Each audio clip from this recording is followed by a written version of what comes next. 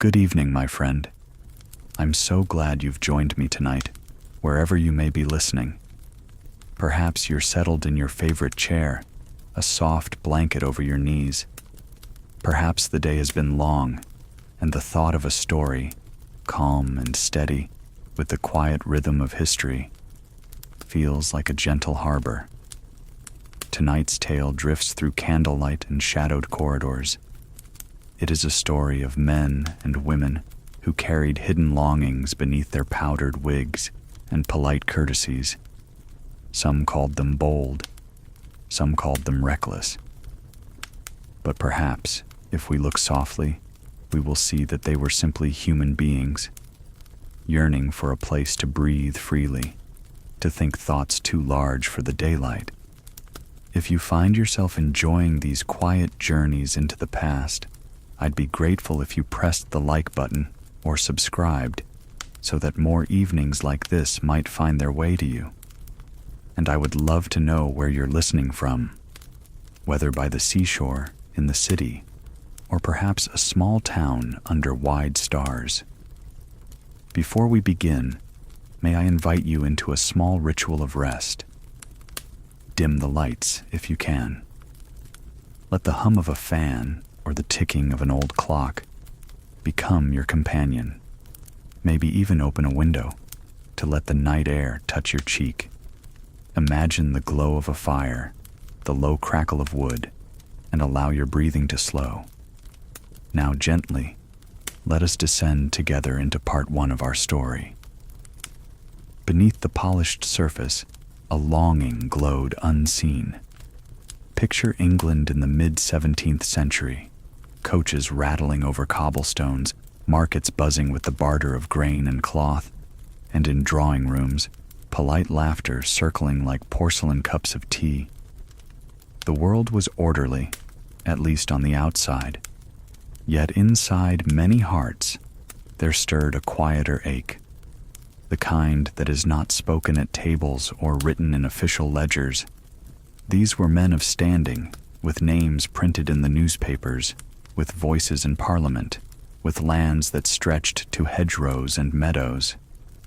They had families who looked to them for steady conduct, and neighbors who expected nothing less than dignity. But behind the masks of duty, an ember of desire glowed, the wish to step outside of rigid roles, to think thoughts not always safe in daylight, to share ideas that would sound dangerous if overheard.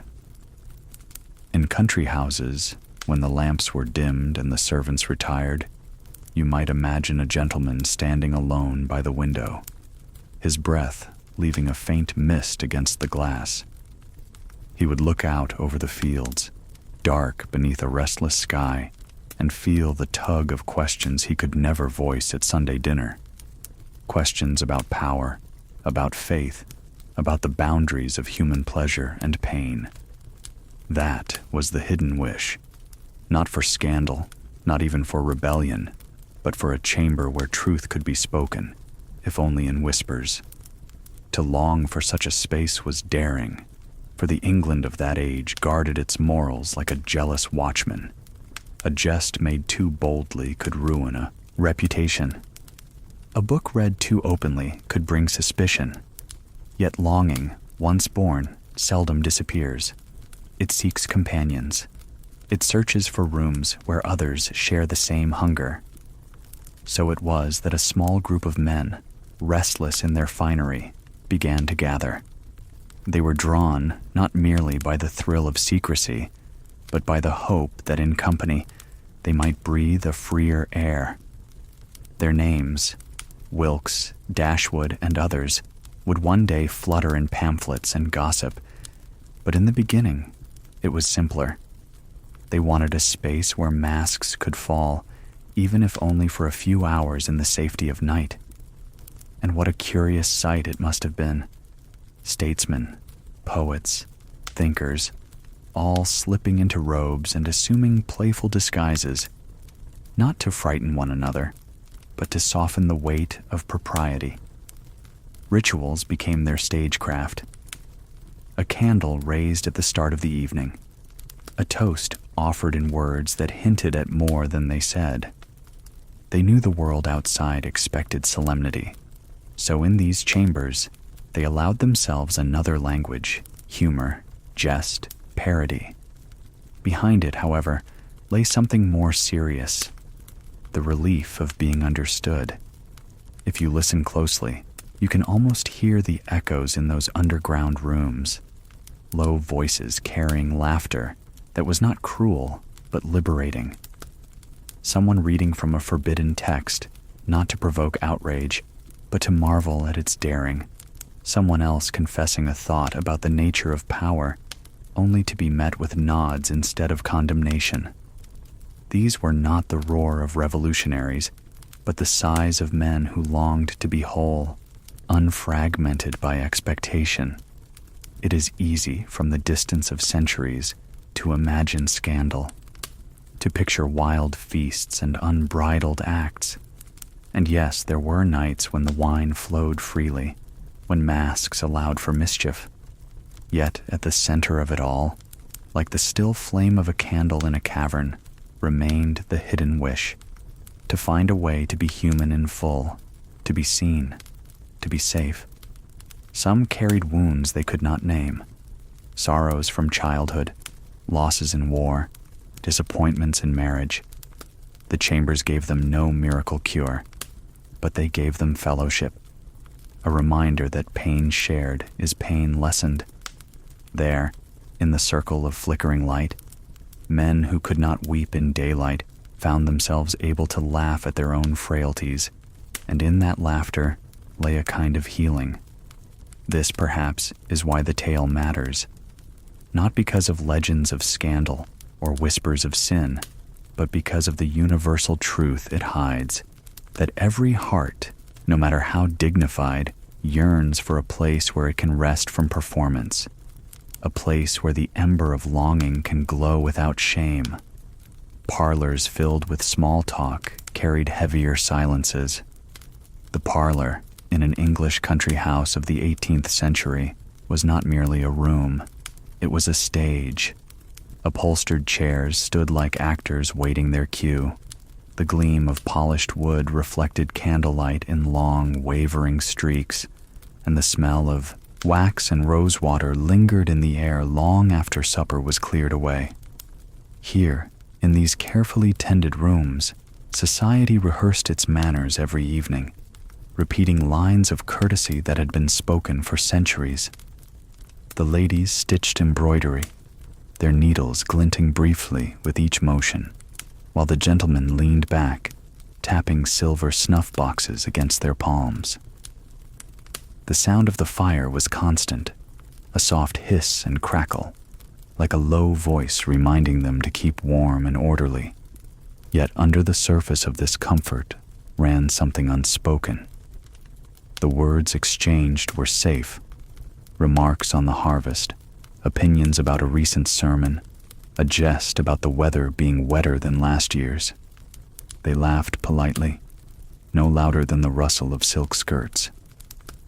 But listen more carefully, and you might sense the pauses, the glances exchanged across the room.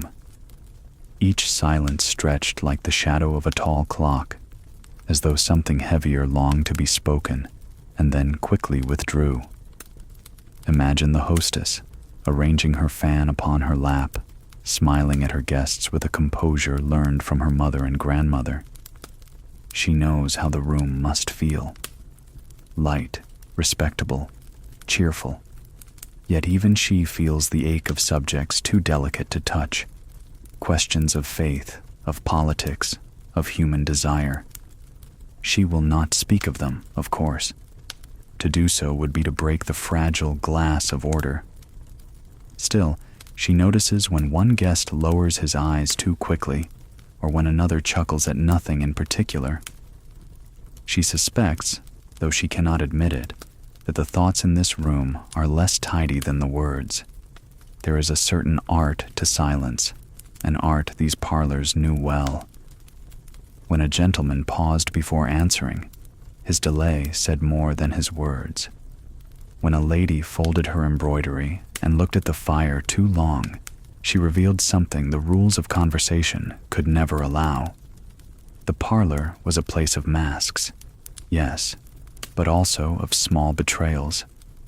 How many evenings passed like this? Countless. The coach wheels crunching over gravel, guests stepping out into lantern light, cloaks shaken free of rain, greetings exchanged at the door. And always the same order: dinner, followed by the parlor. There were candles enough to brighten the corners, but never so bright that one could not hide a thought in shadow. It is easy for us now, seated in the present, to imagine these evenings as dull, but to those within them, they carried tension like a held breath. Everyone knew what could not be spoken. Religion was guarded jealously by the pulpit. Politics was sharpened into daggers by pamphleteers. Morality was judged in whispers on the street. To step even a foot beyond the line of acceptable speech was to risk one's place at the table, one's reputation, one's future. So the parlor became a rehearsal of safety. Words circled politely, like dancers avoiding the center of the floor. But beneath, the desire grew. The more carefully people concealed their thoughts, the more fiercely they longed to set them free. There is a certain beauty in that restraint. Imagine a gentleman lifting a glass, offering a toast to the prosperity of the harvest. His voice is steady, his face composed. Yet in his chest, another sentence waits, one that might question the very structure of land and law, one that wonders if prosperity is shared equally, one that hints at injustice. He will not speak it here, but he feels it, and the silence after his toast is heavier than the words themselves. Sometimes the longing showed in smaller ways, in the way a hand lingered too long on the back of a chair, in the way a gentleman leaned closer than necessary to hear a lady's reply, in the way a story, told for laughter, carried a sharper truth beneath its surface. Those who listened carefully could hear the pulse of yearning hidden beneath every polite exchange. Outside, the night deepened. Servants lit lamps along the hallways, their footsteps muffled on carpets. The air scented faintly with smoke from the kitchen. Beyond the windows, the countryside stretched in darkness. Fields damp with dew, barns standing silent, hedges stirred by foxes. The world beyond was honest in its silence. Only here, within the parlor, did people labor so earnestly to fill the quiet. It was in such parlors that the idea of gathering elsewhere, away from the weight of propriety, began to take root. A whispered suggestion, exchanged between two men standing near the mantelpiece. A knowing glance passed between friends as they stepped into the night air after supper. Nothing bold at first, only the recognition that the polite stage was too small for the questions their minds rehearsed in secret. The parlor thus became both cradle and cage. Cradle, because it nurtured the beginnings of fellowship, people realizing they shared the same hunger for freedom of thought. Cage, because it bound them in silken cords of custom, reminding them of how dangerous the wider world would find their desires. Do you see the paradox? The very place that silenced them also gave them the courage to imagine escape. In the softness of twilight, among cups of tea and threads of embroidery, they learned the art of concealing thoughts so carefully that, one day, they would find a chamber where concealment was no longer needed. Evenings ended in familiar fashion. The clock chimed 10, then 11. Gentle laughter accompanied the gathering of cloaks, the bowing of heads, the pressing of hands. Carriages rolled away into the night, lanterns swinging softly, hooves striking sparks on the road. The house fell silent again. But in the minds of some, the conversations had only just begun. For when they returned home, when wigs were set aside and candles burned low, They carried with them the echo of those silences, the weight of those unsaid words. And in that echo, they heard a calling. It was not yet the call of rebellion, nor the trumpet of scandal. It was something quieter, but no less powerful. The call to honesty, to fellowship, to the freedom of a hidden wish. Thus, the parlor, with all its small talk and embroidered restraint, became the first step down a path that would lead, eventually, to caves lit by fire, to rituals half playful and half profound, to ideas that would ripple across nations. But here, in part 2, we linger in that twilight, watching the dance of manners, hearing the silences heavier than words, and feeling the gentle press of longing, like a hand against the heart. Morning bells rang over streets busy yet constrained. Morning in 18th century England began with sound. Long before the first streaks of sun touched the tiled rooftops, a bell tolled from the church tower. It was not an alarm in the modern sense, sharp and shrill, but a deep, measured voice rolling across the countryside, settling into every valley, every lane. The bell called the baker to his ovens, the milkmaid to her pails, the gentleman to his study, the farmer to his fields. And with that sound, life arranged itself into familiar order. In towns, the market square stirred soon after. Stalls appeared like mushrooms after rain, baskets of apples shining with dew, bolts of cloth unfurled in colors more muted than our modern eyes might expect, cheeses wrapped in muslin, fish hauled from river or coast before dawn. The voices of sellers and buyers mingled, not in clamor but in rhythm, like the weaving of a tapestry. "Good morning, sir." "Fine beans, madam." "A fair price, I swear upon it." Yet beneath the hum of trade, there lingered restraint. Every interaction followed rules as strict as the stitch of a seam. A handshake lingered only as long as courtesy allowed. A compliment never strayed into intimacy. Even the haggling, spirited as it seemed, ended where propriety demanded. One might smile, but one must not reveal too much eagerness. One might jest, but never with words that could be read as criticism of the crown or the church. It was a society polished to a shine, like brass on a mantle. To outsiders it seemed harmonious, even idyllic. But for those who lived within it, the polish sometimes felt like armor worn too tightly. Picture the apprentice boy, sweeping the steps before his master's shop. He hears the bell, sees the merchants setting up, watches ladies in satin gowns glide past, and wonders if they too carry questions they dare not voice. Picture the soldier home on leave, boots dusty, standing among the stalls with a loaf under his arm. He nods at neighbors, keeps his smile even, but within him rattle the memories of battlefields that polite company cannot bear to hear. Even children sensed the invisible lines. In schoolrooms they copied Latin phrases onto slates, lips pursed in concentration.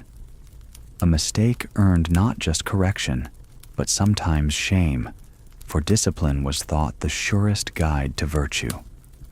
They learned early that one must not speak out of turn, must not challenge the master, must not question why the sky was blue, or why the priest said one thing today and another the next. The bells and markets, these were anchors of daily life, and yet, like anchors, they also held people fast. They reminded everyone that time belonged to the church, commerce belonged to tradition, thought belonged to custom.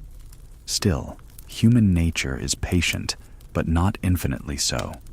Even in such ordered mornings, seeds of disquiet took root. Imagine a merchant arranging his cloths, smiling at customers, but secretly reading in the evening a book imported quietly from the continent, a book that whispered of reason, of liberty, of unseen realms of thought. he will never display it on his stall. Yet the ideas seep into him, coloring his view of the world as surely as dye colors cloth.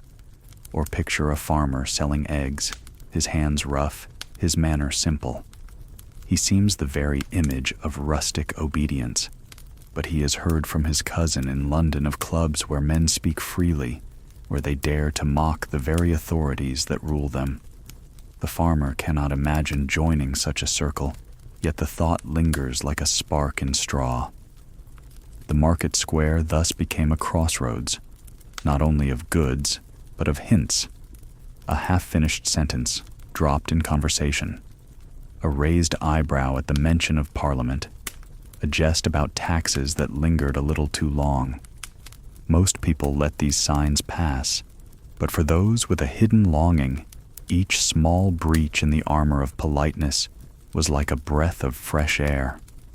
We must remember, rebellion does not always begin with banners and shouts. Sometimes it begins with silence too heavy to bear, with a market stall where words are chosen too carefully, with a bell whose toll seems less a call to prayer than a reminder of constraint. The bells themselves carried double meaning. To the faithful, they marked the rhythm of devotion. To the weary, they were simply noise, dragging them once more into duty. To a few restless souls, the bells were chains of sound, binding the day before it even began. They longed for a morning unmeasured by iron tongues, a morning where thought could wander as freely as the clouds drifting across the sky. And yet, life went on. The town crier called the news, a proclamation about grain, a notice of tax, a warning of disease in a neighboring parish. People listened, nodded, and went about their business. The unspoken remained unspoken. The hidden questions remained hidden. But here is the quiet wonder. Even as order reigned, connections were forming. A gentleman at one stall noticed the flicker of recognition in another's eye when a forbidden author's name was hinted. A lady, passing through with her basket, caught a phrase about liberty and carried it with her like a secret jewel. These were small things, invisible to history's grand accounts. Yet they mattered, for they were the beginnings of recognition, the sense that one was not alone in longing. By noon, the market thinned. The sun slanted, shadows shortened, and stalls began to close. Farmers loaded empty baskets, merchants covered their goods. The bell tolled again, calling people back to prayer or to duty. The square emptied, leaving only scraps of straw, a few feathers, the fading smell of fish. Life resumed its order. Parlors awaited, tables were set, ledgers opened. But within the hush of those emptied streets, something remained. The echo of glances, the trace of unsaid words, the memory of a silence heavier than noise. This was the daily pattern. Bells to wake, markets to trade, silence to endure. Yet within that silence, hearts prepared for something more. They did not yet know where it would lead, but they felt it like the tremor before a storm, soft but insistent. Rules spoken gently pressed like unseen weights. In every society, there are rules written on paper and rules written in air. The written ones, laws, decrees, proclamations, are easy enough to find. They hang on courthouse doors or lie inked in ledgers. But the rules written in air are harder. They live in glances, in pauses, in the tightening of lips when a subject is touched too boldly. They are not declared, but everyone feels them. And in 18th century England, those unspoken restraints carried more weight than any statute. A gentleman might rise in Parliament and deliver a speech, his words carried in broadsheets the next morning. Yet the same gentleman, seated at supper, might hesitate before expressing a private doubt about Scripture, or a hesitation about the Crown's policy. The pause itself was eloquent. It said, "I know this thought is dangerous. I know it is better left unsaid, for reputation, in that age, was a currency more fragile than coin. A purse emptied could be refilled, but a name stained could rarely be cleansed. Neighbors might forgive a debt, but not a jest too sharp, not a whisper of irreligion, not a friendship with the wrong sort of man. Thus, silence became a habit. Imagine a table after dinner, the candles flickering low, the silver dishes cleared away. Someone mentions a sermon recently preached, fiery, warning of sin and hellfire.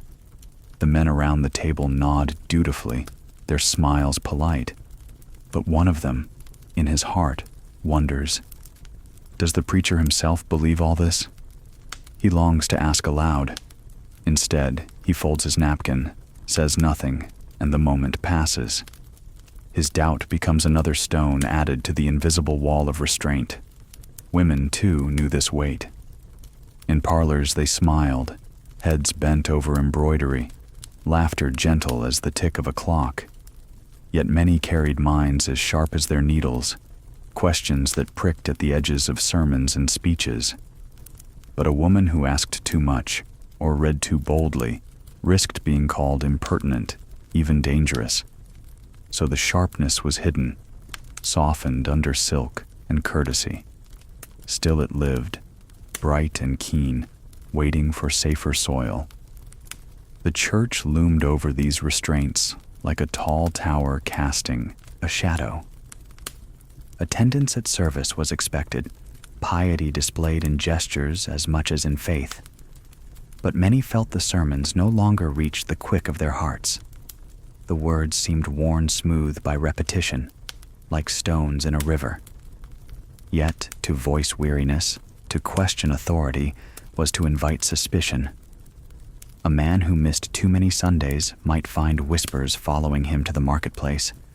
Even laughter was policed, though gently. A jest was welcome, so long as it mocked no sacred cow. One might laugh at weather, at fashion, at the quirks of neighbors. But a joke that brushed against scripture, or hinted at politics, froze the room. Smiles turned stiff, and silence wrapped around the offender like chains. It is easy, from our distance, to wonder why they cared so much. Why not simply speak? Why not shrug at the disapproval of neighbors? But in their world, social fabric was tight, woven close. To be cut out was to lose more than friends. It was to lose livelihood, influence, safety. A man who was shunned might find his tenants less cooperative, his business less reliable, his children unwelcome in polite circles. And so restraint was not merely etiquette. It was survival. And yet, the more people pressed their thoughts down, the more those thoughts pressed back. A gentleman who could not speak of his doubt at supper found himself scribbling in journals by candlelight. A lady who dared not question her vicar out loud slipped a French book into her drawer, reading it only when the house was still. Young men at university whispered to one another after lectures, careful that their tutors did not overhear. Each silence bred its opposite, the hunger for speech. Picture again the church bells of morning. Their sound is steady, reassuring. But to some ears, the very steadiness is a chain. To be told, day after day, when to rise, when to kneel, when to believe, this too became a silent restraint. The bells meant order, but to a restless mind, they meant captivity. What made these restraints more difficult was their gentleness. No one shouted, "Do not speak." Instead, the rules lived in raised eyebrows, in subtle shifts of posture, in the careful cough of an elder signaling disapproval. The prison was invisible, but invisible chains can weigh heavier than iron. These restraints, though, had an unintended effect. They taught men and women to become skilled readers of silence, interpreters of glance and gesture. They learned to sense where sympathy lay, to recognize in another's hesitation the echo of their own. And slowly, like water finding cracks in stone, they found one another. One evening, after such a supper, a gentleman and his friend stepped out onto the terrace. The night was clear, the stars bright over the hedgerows. They spoke of the weather, of crops, of politics in the safest terms. Yet beneath their words ran another current. When the friend said, "Strange times these," his tone carried more than he said, and the other, hearing it, felt the bond of shared restraint. They said no more, but the seed was planted. These were the beginnings of fellowship, not in bold declarations, but in silences heavy with meaning, in knowing looks, in the courage of what was left unsaid. Restraint, paradoxically, gave birth to recognition, and recognition led, slowly, to gathering. If one could not speak in the parlor, perhaps one might in a cellar. If one could not question in daylight, perhaps one might under candlelight at midnight. The very weight of silence drove them underground, where voices could rise at last. Thus the gentle rules of society, meant to preserve harmony, prepared the ground for secret chambers. For when people learn too well the art of silence, they eventually long for a place where silence need not be practiced at all. A guest noticed what locals dared not say. There is something about the presence of a guest that changes the air of a household. When someone arrives from another county, or perhaps even from across the sea, the ordinary feels suddenly unusual. Rooms are lit brighter, food prepared with greater care, and conversation takes on a new flavor. But most of all, the visitor's eyes see differently. What locals accept as natural, the stranger notices with fresh wonder. In the England of the mid-18th century, visitors often came along the rutted roads in coaches drawn by 2 or 4 horses. Dust clung to their coats, rain sometimes streaked their wigs, yet their arrival was greeted with ceremony. The clatter of wheels in the courtyard brought servants to the door, and the host himself stepped forward, hat in hand, to welcome the traveler. A guest was more than company. He was a bridge to the wider world. Imagine such a guest, a man of wit and observation, arriving at a country estate. His name need not concern us. It is his presence that matters. He dined with the household, walked the garden paths, and sat in parlors filled with all the polite silences we have already described. But unlike the others, his eye lingered. He noticed the way conversation halted just before a daring subject arose. He saw how a laugh covered a hesitation, how a glance toward the vicar's portrait on the wall closed a mouth that had nearly spoken too much. To him, these restraints were not invisible. They were glaring. He had traveled perhaps to France, where salons echoed with freer talk, or to the Netherlands, where printers whispered of dangerous books. He knew what it was to hear bold ideas shared without fear of ruin. And so, in this English parlor, he sensed the tension like a violin string tuned too tightly. His hosts admired him, for he spoke with ease, his stories filled with color, his manners faultless. Yet beneath his charm lay a gift rarer still. He listened. He allowed pauses to stretch longer than others dared. He met the eyes of a hesitant speaker and nodded gently, encouraging without words. And in those small spaces, truths began to slip through. One evening, after dinner, the guest and his companions strolled along the terrace. The night was cool, stars trembling over the dark fields. Talk drifted, as it always did, toward safe topics. But then the guest, with a tone casual yet purposeful, asked, "Do you ever wonder whether these sermons tell us more about the preacher than about heaven?" A ripple of silence followed. The others looked to one another, unsure. To question a sermon was bold, but the way he said it, lightly, almost as if jesting, gave cover. One man chuckled, another shrugged, and at last one said softly, "Perhaps." The moment passed without consequence. Yet something had shifted. The visiting friend had done what the locals could not. He had voiced the thought that hovered perpetually unspoken, and in so doing, he revealed that the world did not collapse when such a thought was named. The church still stood, the stars still shone, and the company walked on. That small act was like opening a shutter to let in a breath of fresh air. Such moments accumulated. Over supper, he might mention a French philosopher with a twinkle in his eye. Over cards, he might ask whether rules are always as firm as they appear. At first, his companions laughed nervously, treating him as a jester.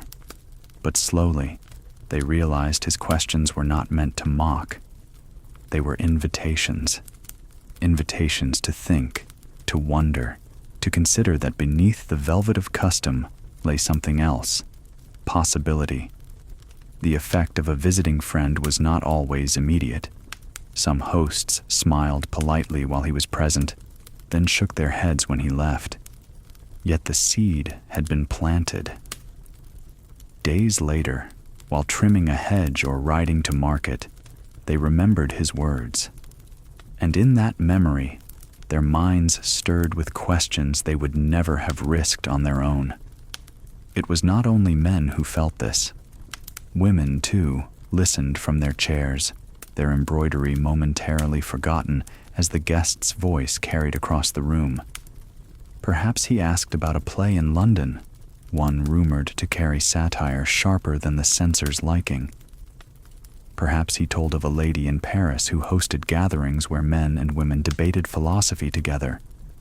To the women of the English parlor, trained to smile and defer, such stories were sparks in dry tinder. They hid their interest, but later, alone in their chambers, they turned the tales over in their minds with a thrill half fearful, half joyful. The visitor's power lay not in speeches, but in reflection. He was a mirror in which others glimpsed themselves. They saw, perhaps for the first time, how much of their lives was lived under restraint, how carefully their words were trimmed, how narrow their world had become. He did not condemn them for it. He simply showed them what they already felt, but could not name. In time, this role of the visiting friend became crucial. For without such an outsider, many might never have dared to recognize their own hunger for freedom of thought. It took the voice of one less bound by local opinion to give courage to the rest. We may think of him as a spark in dry straw, though he himself might never have seen it so. To him, it was only conversation, only curiosity. But to those who listened, it was revelation. And from such revelations came the courage to imagine more. To imagine gatherings not bound by parlor etiquette, where questions could be spoken without fear of raised eyebrows or ruined names. As he departed, the household returned to its ordinary order. Parlors again filled with safe words, churches with familiar sermons, markets with routine haggling. Yet something lingered. His voice remained in memory, like the echo of a bell long after it ceased ringing. And in that echo lay possibility, a new sense that silence need not be eternal. On quiet hillsides, thoughts strayed further than words. There are landscapes that invite silence, not the kind born of restraint, but the gentler silence of nature itself. In the English countryside, hills rose like green shoulders, rolling against the horizon. Sheep dotted the slopes like scattered clouds of wool, and the air smelled of heather, damp stone, and the faint smoke of cottages below. To walk such hills was to leave behind the weight of parlors and sermons, to breathe differently, to think differently. It was common, in the late afternoons, for gentlemen and ladies to stroll the ridges above their villages. They called it exercise, but it was more than that. Away from the rules of drawing rooms, their steps loosened, their voices too. The crunch of boots on gravel, the swish of skirts against grass, these were sounds freer than the measured tones of polite company. Picture two friends climbing such a hill. At the bottom, as they pass through the gate, they speak of crops, of horses, of weather. But as they ascend, their words shift. Perhaps it is the open sky, or the feel of wind against the cheek, but their thoughts begin to wander. One dares to mention a book quietly read, not a sermon, not a poem of courtly praise, but a French treatise on liberty. The other listens, heart quickening, though his face shows only calm. He replies, "Yes, I have seen such writings," and in those words, a bond forms stronger than years of polite acquaintance. The hill becomes a refuge, a place where words travel further than they dare in town. Birds wheel overhead, and their cries cover the murmur of conversation. The wind snatches phrases and carries them away. What is said there feels less dangerous, for the sky keeps secrets better than walls. These walks often took on a rhythm of confession, not loud, not dramatic, but gentle, as though each footstep coaxed a hidden thought from its hiding place. Sometimes, I wonder, one might begin, and the rest followed slowly, like a stream trickling from under stone. I wonder if all this order is more fragile than it looks. Or, I wonder if we are meant to believe without question forever. On the hill, such musings found safe ground. There were no portraits of ancestors staring down, no ministers to overhear, no servants to report a careless word. Only grass, sky, and the distant toll of church bells muffled by wind. Women, too, walked the hills, though often in groups, their voices carrying light as birdsong. They spoke of recipes, of fabrics, of neighbors' news. Yet among the chatter, one might lean closer to another and whisper, "Did you hear of that play in London?" Or, "I was told of a lady who invites writers to her home and lets them speak freely." And though the others laughed, the whisper stayed, warming the mind like a hidden ember. Even solitary walkers found the hills generous. A man who could not dare his thoughts aloud in company might mutter them softly to the breeze. He might rehearse questions he would never ask, or arguments he would never deliver. The act of saying them, even to the wind, was relief enough, for silence in society is one thing, but silence in oneself can feel unbearable. The hill, at least, listened. There is a curious power in such landscapes. They do not answer back, yet they give courage. The horizon stretching wide tells the heart that boundaries may not be as fixed as they seem. The shifting clouds suggest change is always possible. And so the hill became, quietly, a classroom of freedom. It was during such walks that friendships deepened. A man who had only nodded politely in market now became a confidant. A woman who had smiled distantly in the pew became suddenly closer when the two of you stood together, watching the valley darken in twilight. Shared words, spoken under open air, carried a weight no parlor conversation could match. The hills also witnessed silences of another kind, the kind not born of fear, but of understanding. Two friends might walk for an hour with hardly a word, and in that shared quiet know themselves bound by something stronger than talk. The sound of sheep bells, the crunch of earth, the wind tugging at cloaks, these became their language. And when at last one spoke, the other listened as though the words had been ripening all along in the silence.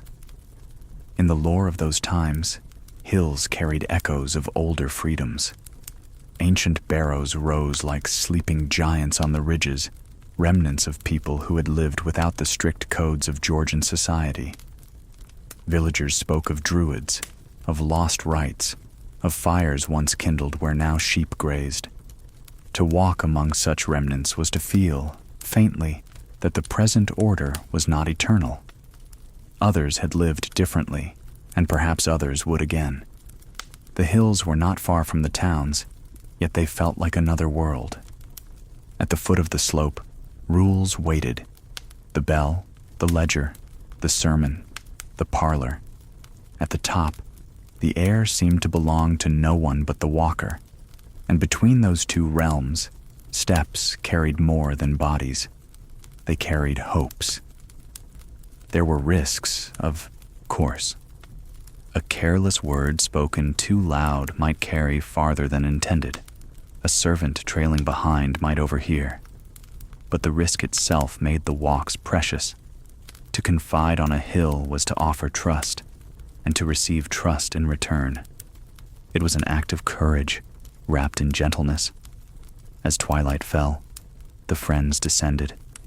Lights winked on in cottages, smoke curled from chimneys. The world of restraint reclaimed them, and they knew they must guard their tongues again. Yet something had changed. The memory of the hill lingered. The vastness of sky, the freedom of wind, the safety of shared secrets.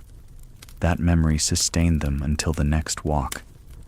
And so it was that hillsides, unnoticed by historians, became classrooms of courage, chapels of quiet honesty, theaters where truths were rehearsed before being dared in darker chambers. Without such hills, perhaps the gatherings that followed would never have taken shape. Sometimes another's gaze revealed the self unspoken. There are moments in life when a friend does more than offer company. He becomes a mirror. Not the polished glass above the mantel, which flatters or distorts, but a clearer reflection, one that shows us not just who we are, but who we might be. In the hush of 18th century England, where silence often pressed heavier than law, such mirror companions played a role more powerful than they themselves knew. Picture a drawing room, candlelight flickering across wood panels. The company gathers after supper, voices polite, laughter measured. Each person plays a role as carefully rehearsed as an actor on stage. But in the corner, one pair of eyes meets another, and in that glance is recognition. Not scandal, not rebellion spoken aloud, but recognition. The silent admission, you too carry the same unvoiced questions. This was how companionship grew, not in declarations, but in echoes. One man's hesitation became another's reassurance. A lady's lingering pause over a book title became the spark that told her friend she was not alone. And in that recognition, bonds formed strong as oak beams. To be mirrored is to be known, and to be known, in an age of restraint, was a rare comfort.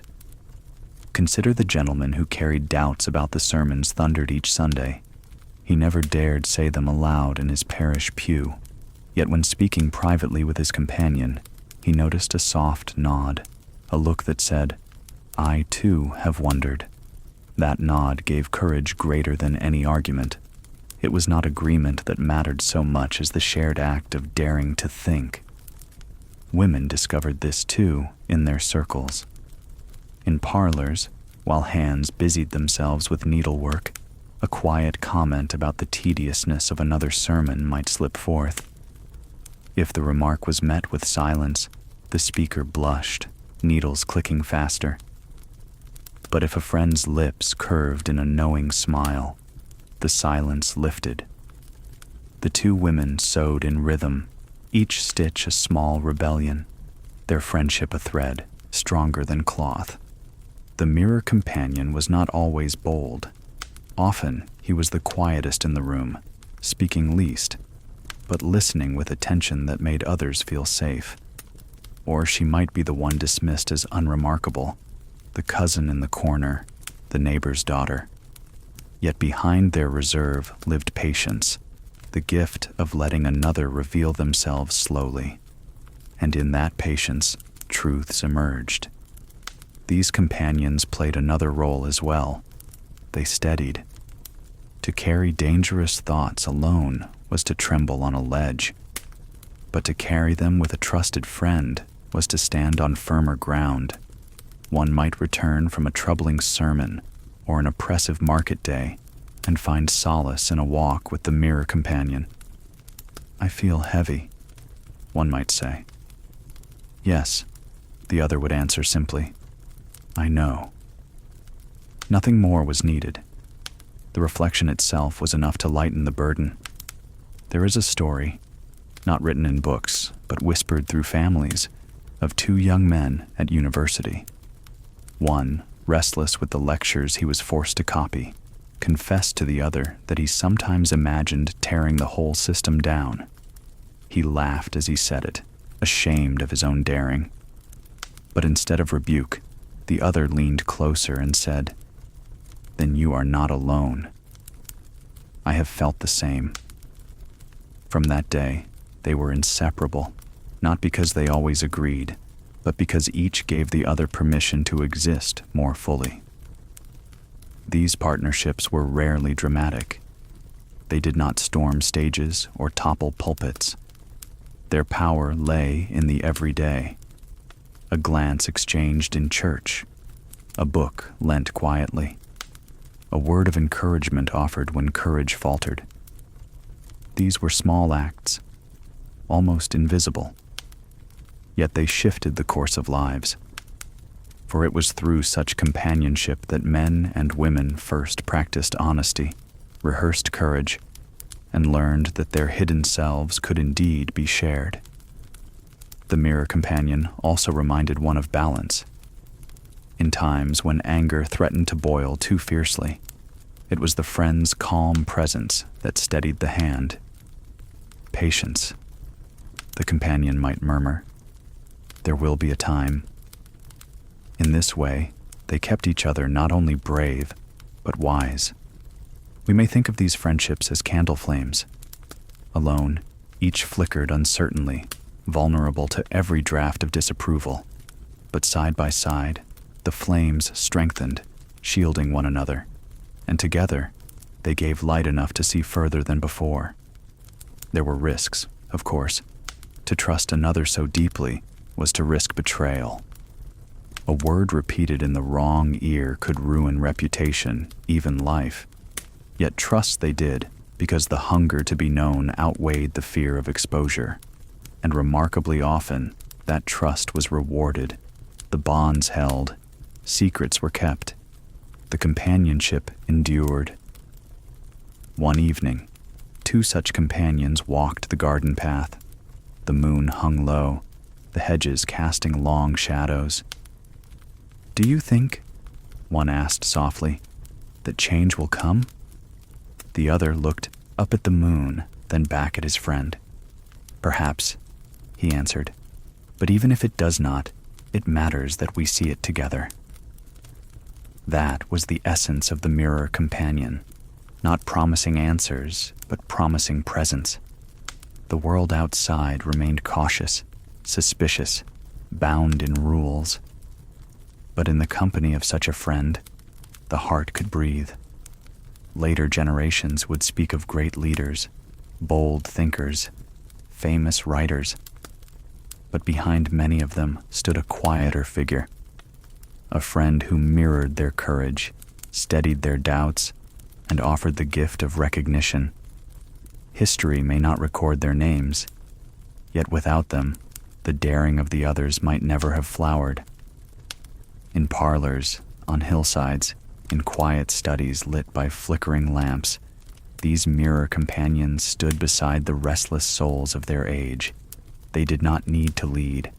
They only needed to reflect, to remind each one that they were not alone. And in that simple act, they prepared the soil from which greater movements would grow.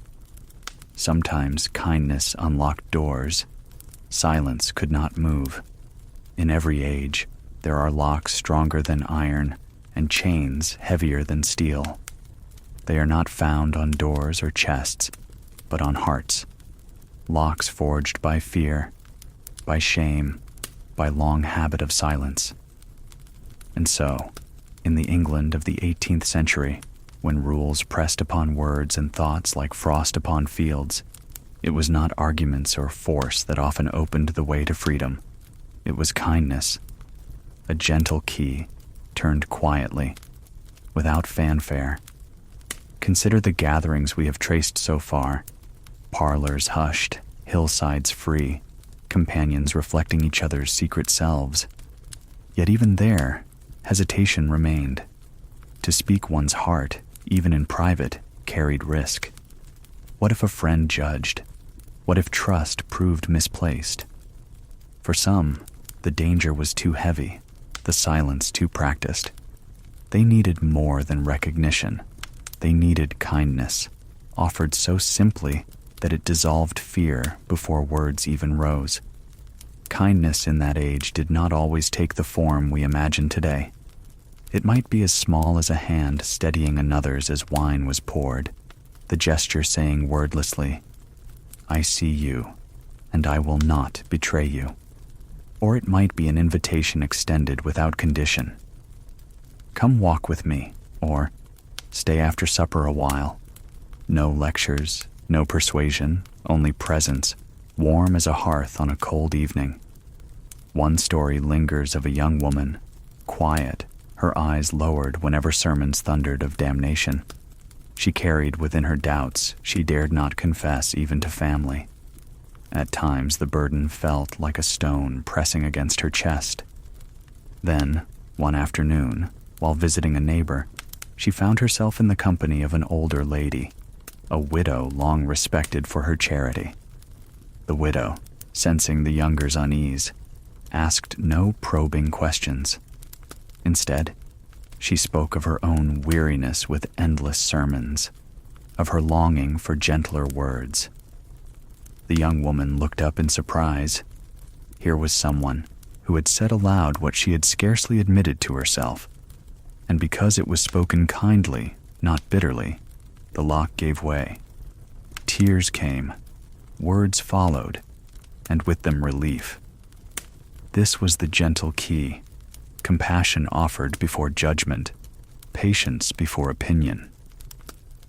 Where argument might have provoked defensiveness, kindness melted it. Men, too, discovered its power. In taverns or country walks, when tempers rose, when frustration with restraint threatened to spill into reckless speech, it was often a friend's gentle word that held them back. "Easy," a companion would say, laying a hand on his sleeve. "Your thoughts are safe, but let us speak carefully." In that moment, anger cooled, replaced by gratitude. Without kindness, rebellion might have erupted too soon, drawing punishment. With kindness, courage ripened at its own pace. The power of this key lay also in its quiet persistence. One might forget a clever jest, or even a daring question, but one never forgot the person who, in a moment of fear, offered gentleness instead of scorn. That memory became a door, always open. In times of doubt, one could return to it and find courage renewed. It is worth pausing here to notice something delicate. The people of that time were not starved of community. Their lives were crowded with neighbors, family, church. Yet they were starved of spaces where they could be fully known.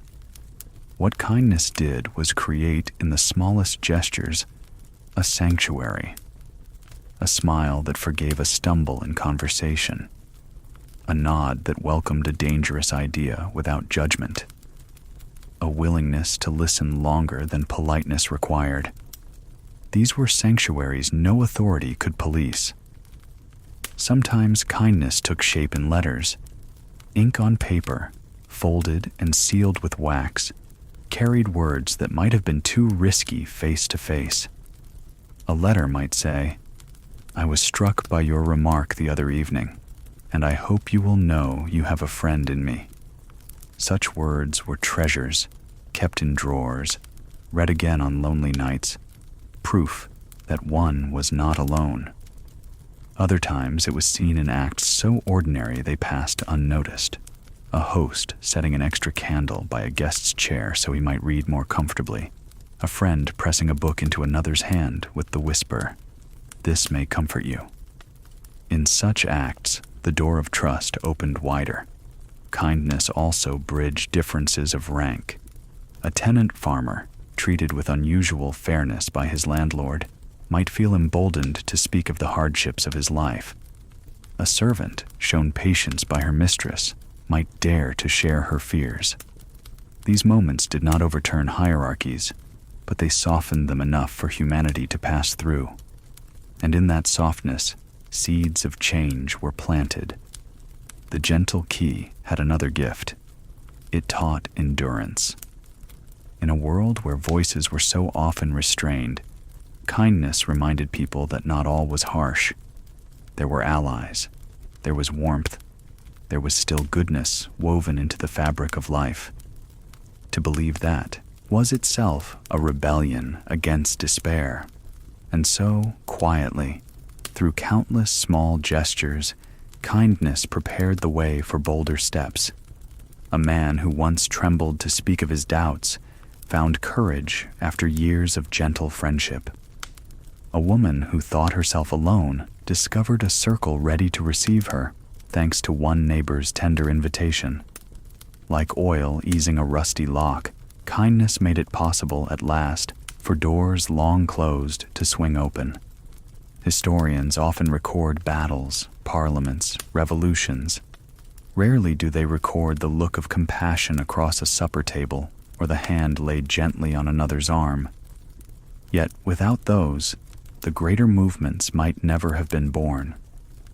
For courage without kindness becomes harsh, but courage nourished by kindness endures. When night fell, and those who had shared such moments lay in their beds, it was not fiery speeches that lulled them toward sleep. It was the memory of kindness received. Soft, steady, unremarkable to the world, but unforgettable to the heart. Candlelight revealed more than the walls concealed. Beneath the grand houses, beneath the fields and the cobbled lanes, there were chambers few spoke of aloud. They were not always carved with grandeur. Some were no more than widened cellars, with walls of damp stone and ceilings low enough that tall men had to stoop. Others were more carefully prepared, lined with timber, their floors scattered with rugs, their tables laid with simple food and drink. Whatever their size, they shared a certain air, a secrecy as thick as the smoke from their candles. It was in such places that silence finally lifted. Men and women, weary of guarded words in parlors and cautious whispers on hills, gathered behind doors bolted and barred. The air smelled of wax and earth. Shadows trembled on walls as flames bent in the draft. In those shadows, people dared what they could not in daylight. They spoke freely. At first the voices were uncertain. Old habits clung tightly. One man cleared his throat 3 times before uttering the simplest doubt about a sermon. A woman hesitated so long before naming a book she had read that her cheeks burned crimson. But once words began to flow, they carried with them a sense of release so profound it was almost physical. It was as if the very walls absorbed the burden of years of silence, and the chamber itself gave permission to continue. Picture the gathering. A dozen faces lit by flickering light, tankards raised, but not in rowdy cheer, in quiet reassurance. The talk circled, faltered, then steadied. Someone dared a jest about Parliament. Another countered with a tale of hypocrisy in a bishop's household. Laughter rippled, uncertain at first, then stronger, until the chamber rang with a sound absent from the polite rooms above, laughter free of fear. These chambers were not dens of chaos, as some later whispered. They were classrooms of honesty. Here, men tested ideas as if turning coins in their palms, weighing their edges, testing their worth. Here women spoke not of fashion, but of philosophy, their voices quickened by the thrill of discovery. Here the young listened wide-eyed as the older recounted travels, experiments, or forbidden texts smuggled across borders. Shadows moved like silent companions. A candle guttered, and for a moment the chamber was plunged in darkness. Hearts leapt, not from fear of the dark, but from the sudden reminder of what awaited if discovery came. Then the flame steadied, and with it, the courage of the company. They leaned closer, voices dropping lower, as though to weave themselves into the very fabric of the shadows. Every gathering carried risk. Servants might wonder why their masters disappeared so late. Neighbors might notice too many coaches at a gate. A careless word, repeated outside, could unravel trust. Yet the need for fellowship outweighed the peril. The chamber was more than stone walls. It was sanctuary, a place where masks fell away, where hearts beat more freely. One could see in those moments transformations taking place. A man hunched with the weight of years of restraint would straighten as he spoke, his voice firm, his eyes alight. A woman long dismissed as merely polite would reveal wit sharper than steel. Young men, nervous at first, would find themselves carried on a tide of encouragement, daring to voice questions they had never framed aloud.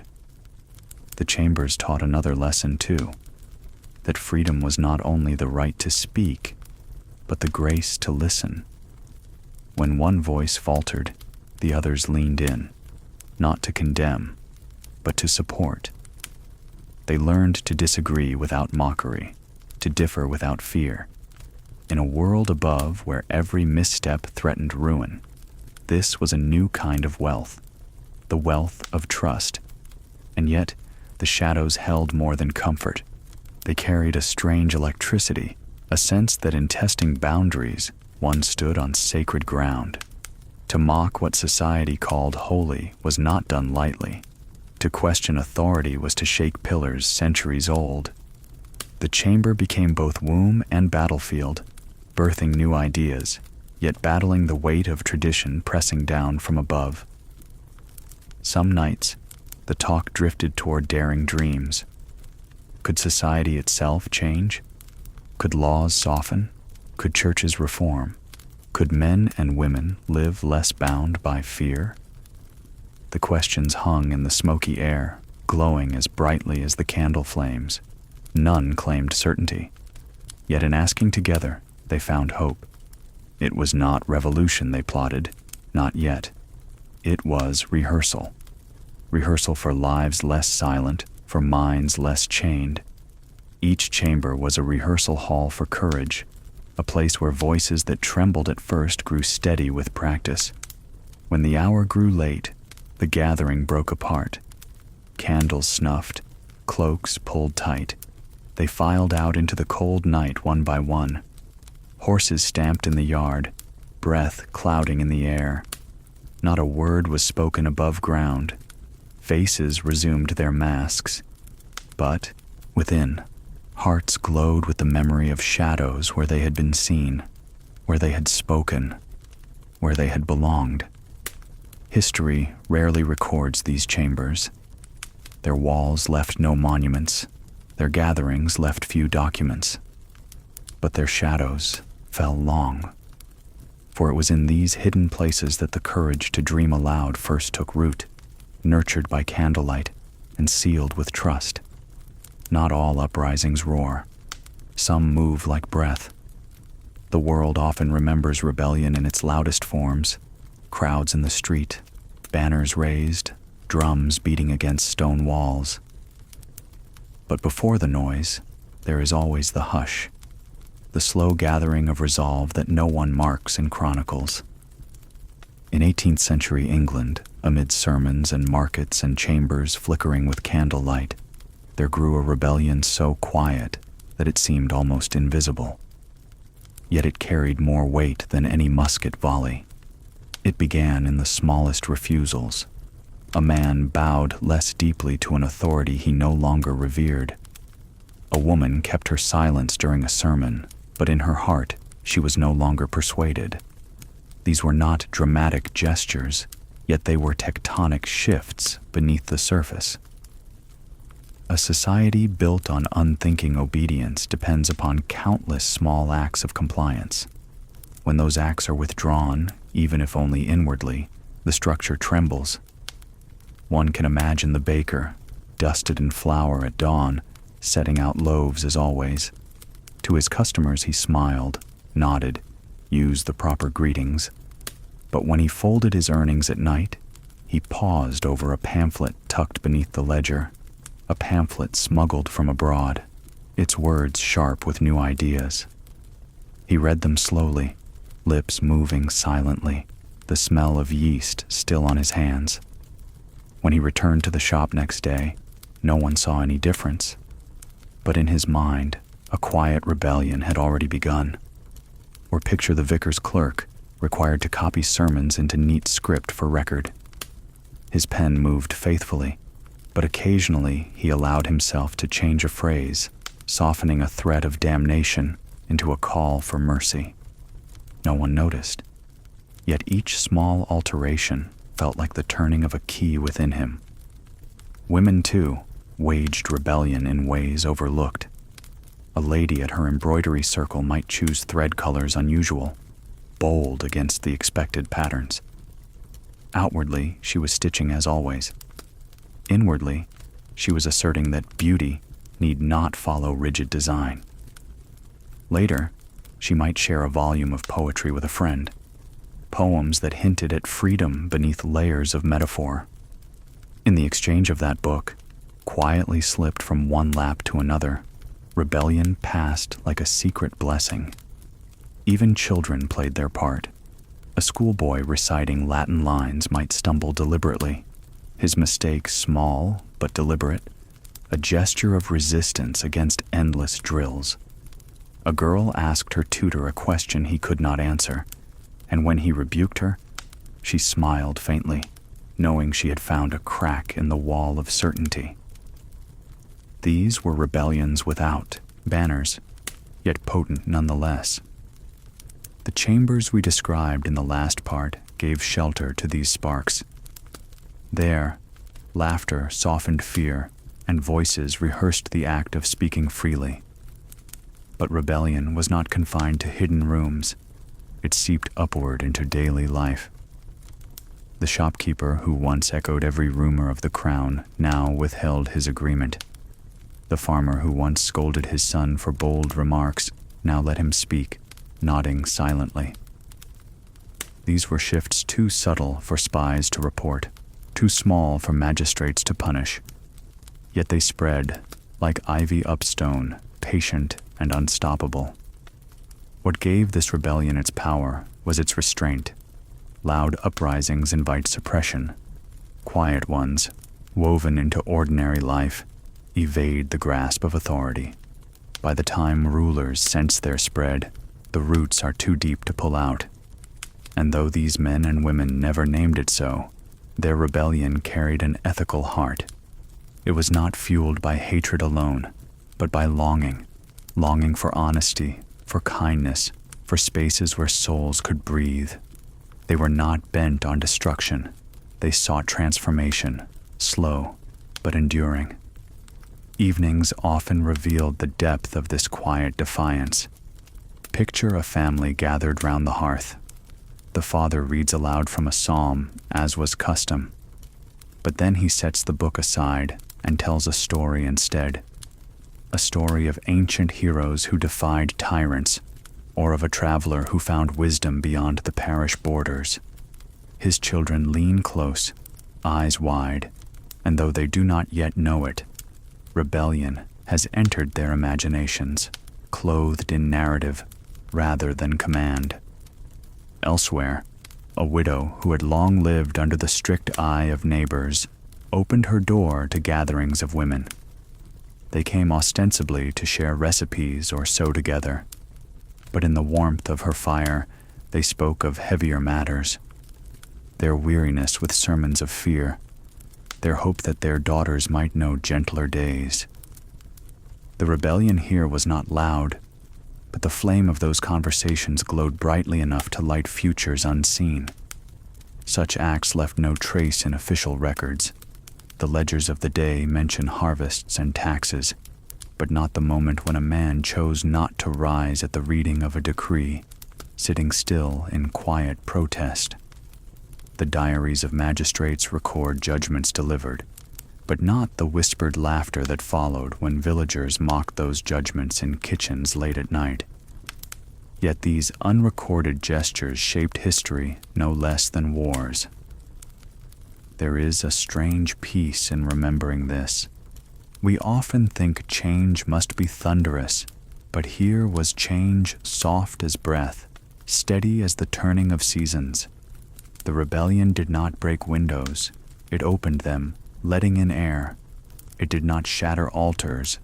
It placed candles of kindness upon them. It did not overthrow households. It transformed the conversations within them. The rulers of that age feared mobs in the streets. What they could not see, and therefore could not stop, was the rebellion growing quietly in minds and hearts. By the time loud revolutions flared elsewhere, England had already been transformed in subtler ways, prepared by years of patient, hidden defiance. The quiet rebellion teaches us something enduring, that resistance need not always roar. Sometimes it whispers, sometimes it sighs, sometimes it merely refuses to nod, and in that gentleness lies a strength more lasting than fury. Books whispered questions the day would forbid. Night has a way of softening the edges of a room. When the household grows quiet and the last latch settles into place, when even the dog curls into a patient comma by the hearth, the world seems to lean closer, as if to confide. It is then that a book, shut all day like a careful mouth, opens with the faintest sigh, and a reader, practiced at silence, lets his breathing fall into rhythm with turning pages. In 18th century England, candlelight was more than illumination. It was permission. By day, sunlight poured through high windows and exposed everything: the polish of furniture, the crease in a coat, the hesitancy in a sentence. But by night, the candle gathered a small circle of privacy. Within it, a person could become slightly more themselves. And so, the books that were too sharp for parlor hours, too questioning, too alive, came forward like guests invited after the respectable supper had ended. Some volumes were modest in dress, stitched in simple calfskin, their titles plain. Others were brazen, gilded, the kind that invited a vicar's cough if noticed. A few wore false jackets, a pious sermon sewn over a page that, if turned, murmured of liberty or ancient rites or the polite audacity of reason. Readers grew deft at this dance of covers and contents, as nimble as any actor switching masks in a side room. Picture a gentleman in his study, the door secured with a latch that squeaks, annoyingly, only when the house is most quiet. He has placed a folded handkerchief over the latch to tame it. Small engineering born of necessity. The candle flares. Smoke twines upward like a thin idea making its first ascent, and he begins. The first paragraph is read for sense, the next for courage. By the third, he has almost forgotten to be afraid. The author, some Frenchman perhaps, or an Englishman who prefers his name in italics, suggests that authority without reason is a splendid coat on a scarecrow. The reader actually smiles alone, a dangerous luxury. Elsewhere, in the blue hour when kitchens cool and the last pans are stacked, a woman lifts her book from the drawer where it has slept inside a folded linen towel.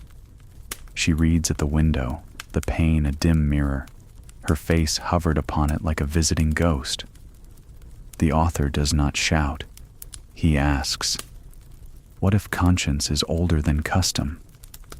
She reads the line twice, almost as prayer. A moth taps the glass, unafraid of sermons or magistrates, and goes about its business of light. Not all these pages were philosophical. Some were plays, their wit sliding between the ribs of hypocrisy with the grace of a fencing foil. Some were histories that made the present look less inevitable, like a coat that could be cut another way. Some were letters. Oh, the letters, those patient bridges between minds that would never meet. A statesman writes to a scientist, a printer replies to a poet. Their ink, now brown as tea, crosses distances that coaches take a week to conquer, carrying not just news but permission to think strangely. Candlelight made scholarship domestic. The study became a harbor, the kitchen a chapel, the bedchamber a small university with blankets for academic robes. A coal rattling in the grate signaled applause, the settling of a beam, a footnote from the house itself. Readers developed rituals. One set his snuffer exactly to the left, a reminder to be prudent. Another kept a sprig of rosemary pressed between questioning pages, a promise to return. A third stored a scrap of bread beside the inkstand, for when the thought outran the hour and the stomach filed its polite complaint. There was comedy, too, in that shy theater. A servant, dusting, discovers a volume that clearly does not belong beside the Book of Common Prayer and returns it to safety with the kind of discretion that is the true backbone of civilization. A young clerk, having smuggled a tract into his coat, forgets it there before morning church and spends the sermon sitting very straight, as if posture could do the work of innocence. Even the cat contributes, tail across the line precisely when the author is about to say something arresting, leaving a smudge that will later look like emphasis. And yet, for all the warmth of these scenes, the reader understood risk. A knock at the wrong moment, a guest with opinions sharpened like shears, a cousin inclined to piety and correction. These could untidy a life in an afternoon. So the candle taught prudence. Read, but read with a listening ear for the stare. Turn pages, but also plan where the book may fall if dropped, spine inward, title mercifully hidden. If history sometimes calls this prudery, it was in truth choreography, the delicate dance required when truth and safety occupy the same small room. The pages themselves changed their readers in increments, as water reshapes stone. A man who had believed all power must descend from a throne began to imagine it might, at least in part, rise from a people. A woman who had been told that curiosity was unseemly discovered whole chapters dedicated to her mind. She did not fling the book down and storm the parish. She simply breathed easier, as if a sash window had been raised. A young scholar, tired of copying arguments like sums, learned to ask where an assumption ends and a question begins. He did not stop bowing to his tutor. He bowed differently. Books traveled as quietly as gossip and twice as far. A peddler with ribbons in his pack carried not just lace, but pamphlets wrapped innocently in cloth. A sea captain returned with a parcel of volumes padded in sailcloth, as if ideas bruised like fruit. A diplomatic trunk declared its seriousness by smelling of leather and dried orange peel. Wedged beneath the maps lay a novel whose map was the human heart. Even within England, a book could migrate by pure hospitality. Read here, lent there, 3 houses later returning with its corners softened and its margins annotated by 3 steady hands and 1 decisive crumb. The marginalia beguiled. A tidy note, "Is this true?" in the same ink as a housekeeping list. A slanted exclamation, "Ha!" where the author pricked pomposity. a careful X beside a sentence that the reader meant to remember in polite company and not, under any circumstance, to say. In one book, a pressed violet splayed its ribs across a paragraph about mortality, as if the flower had taken the point and kept it. There were bookish friendships made only of paper and time. A gentleman who would never meet the woman 3 counties over nonetheless recognized her mind when he borrowed a volume she had once kept. Her faint, patient hand argued with the author in the margins, and he, answering, added his own counternotes in pencil. Months later, the book came back to her through a cousin, and she smiled to see the conversation continue. A courtship of ideas that never risked the scandal of a parlor. Candlelit pages taught another art, how to disagree without enmity.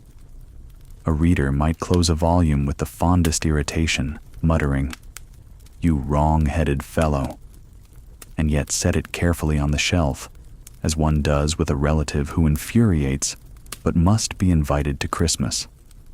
Writers, too, grew courteous in their mischief, couching the sharpest objections in pleats of irony, as if the sentence, dressed properly, might slip past the usher at the door. And always, behind the learning, a kind of relief. The book said what one could not, and therefore one did not have to say it aloud. It was both shield and mirror. When a reader reached a passage that turned some private suspicion into a shapely paragraph, the feeling was like finding one's own name in a ledger where one had not known one belonged. The world widened by half an inch, enough sometimes to breathe. We should note the material comedy of candles.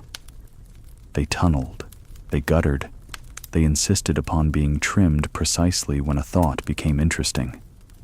Wax fell like pale punctuation upon a page, making commas out of pure physics. Snuffers scorched fingertips. Wicks misbehaved. One learned at last the angle at which light serves both eye and margin. There is probably a philosophy hidden in that small practical wisdom, that illumination needs tending, that thought is not just thunder but housekeeping.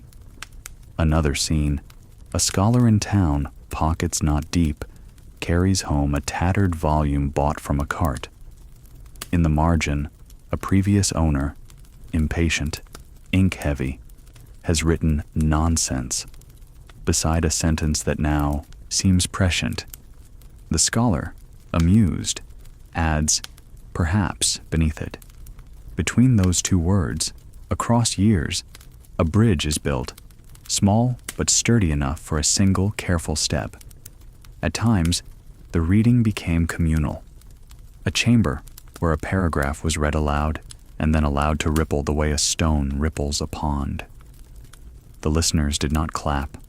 They watched the sentence travel from face to face, changing as it went.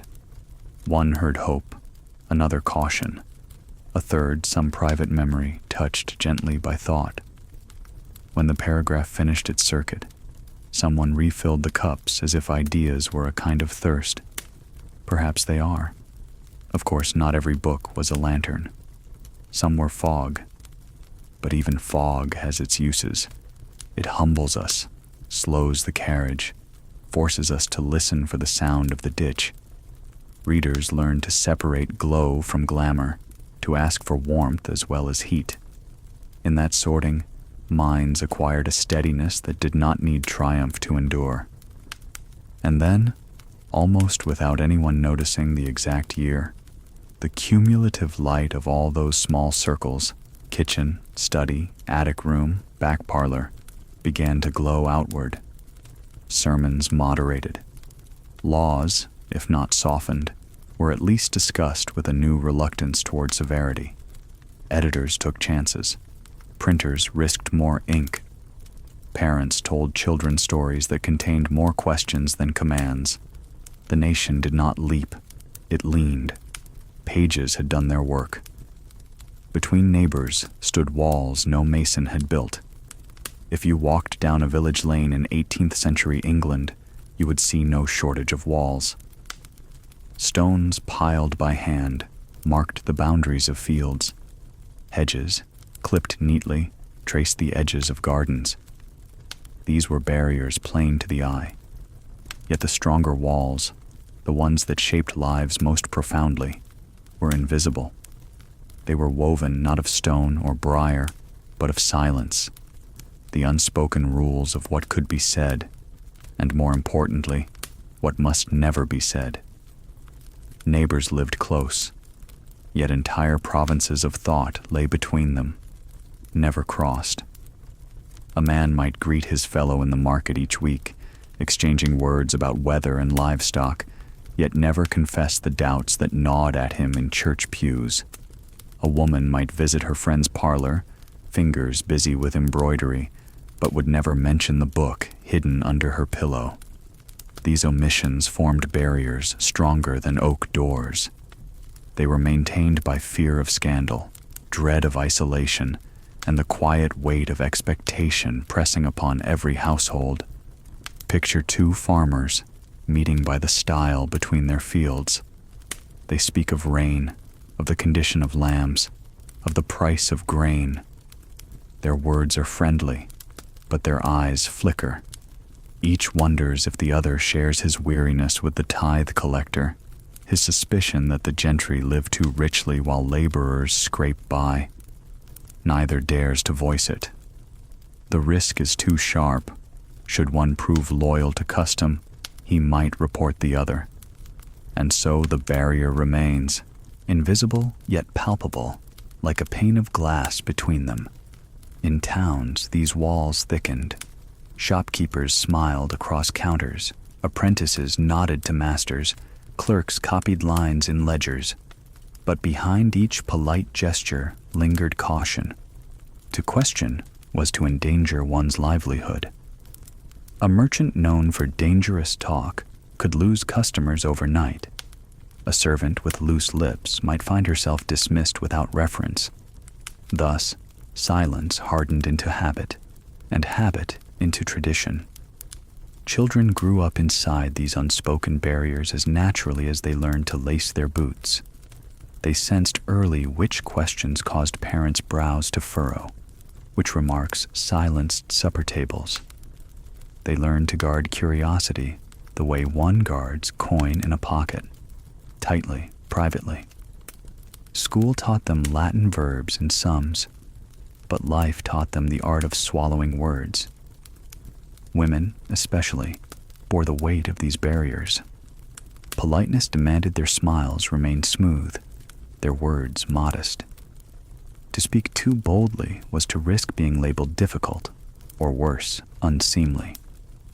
And yet, in their hearts, questions pressed as fiercely as in men's minds. At gatherings, when they met another whose eyes lingered on a line of poetry, or whose laughter came a beat too late after a pompous remark, they recognized kinship. But even then, they spoke only in hints, embroidery upon embroidery, leaving patterns half-finished. This barrier shaped even religion itself. Parishioners filled pews, their voices rising in hymn, their heads bowed in prayer. Yet for some, the words rang hollow, their faith worn smooth by repetition. Still they sang, because to remain silent would draw eyes. The barrier, unseen, kept them in line more firmly than any churchwarden's staff. And so society walked through life enclosed in invisible partitions. Streets bustled, bells rang, markets thrived. Yet beneath the clamor, silence stretched like a great underground network, keeping people apart, even as they lived side by side. But, and here lies the paradox, the very existence of these barriers created longing. The more one was prevented from speaking, the more urgently one yearned to be heard. The more neighbors passed each other with polite distance, the more they wondered whether the same doubts, the same longings, might not be shared. The walls, by their very firmness, prepared hearts for the sweetness of discovery when at last someone dared to step across. There were cracks, of course, a jest made at the expense of a pompous official, allowed to hang in the air a heartbeat too long, a raised eyebrow during a sermon's thunderous threat, a book left carelessly, or perhaps intentionally, upon a table where a friend might see it. These cracks in the barrier were like shafts of light through shutters. They did not break the wall, but they revealed what lay beyond. One might say that whole movements of history rested on those cracks. For once a barrier has been glimpsed through, it becomes harder to pretend it is solid. A man who has shared a forbidden chuckle with a friend carries that memory like a key in his pocket. A woman who has seen recognition in another's eyes during a sermon finds the courage to whisper, later, what she truly feels. Step by step, the barriers weakened, not from force, but from quiet erosion. Still, the weight of the unspoken remained heavy. To live inside such invisible walls was to carry constant watchfulness. People measured their own sentences before speaking, clipped their thoughts before they reached their lips.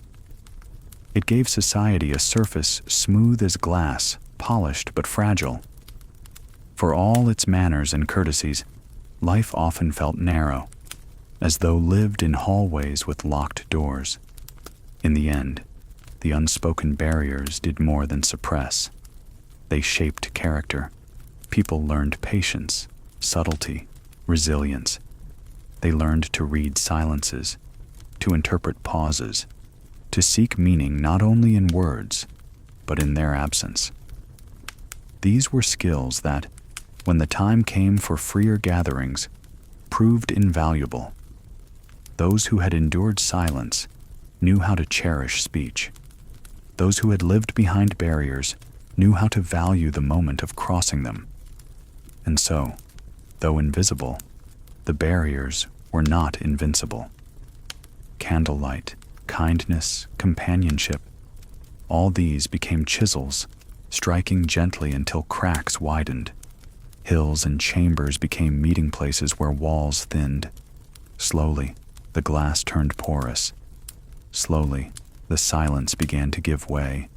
A single laugh, unguarded, could ripple like bells. If silence was the common wall of 18th century life, then laughter was the small hammer that cracked it. Not the polite chuckle that followed a sermon's harmless anecdote, nor the careful titter rehearsed in drawing rooms. True laughter, the kind that bubbled up despite every effort to restrain it, was rare. Yet when it came, it carried the shock of freedom, and its echo lingered long after voices fell quiet again. Imagine a chamber, candles guttering, smoke weaving into rafters. Men and women lean close, speaking in whispers. The topics are heavy: authority, conscience, duty. Then, from the shadows, someone ventures a jest, sly, unexpected. It pierces the solemnity like a pin through cloth. For one long second, the room freezes. Then, almost against their will, shoulders shake, eyes crinkle, and laughter breaks loose. It is not loud, but it is unguarded, and therefore dangerous. Dangerous because laughter stripped fear of its costume. A bishop, a magistrate, a monarch. All the grand robes of power shrank to absurdity when seen through the lens of mirth. And once the absurdity was glimpsed, it could not easily be unseen. That was the true echo of laughter, the recognition that the mighty might not be so mighty, after all. Women often wielded this tool with particular grace.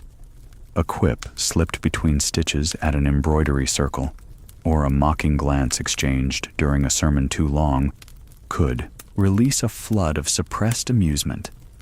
The room would quickly compose itself, hands resuming their work, but the shared sparkle in the eye endured.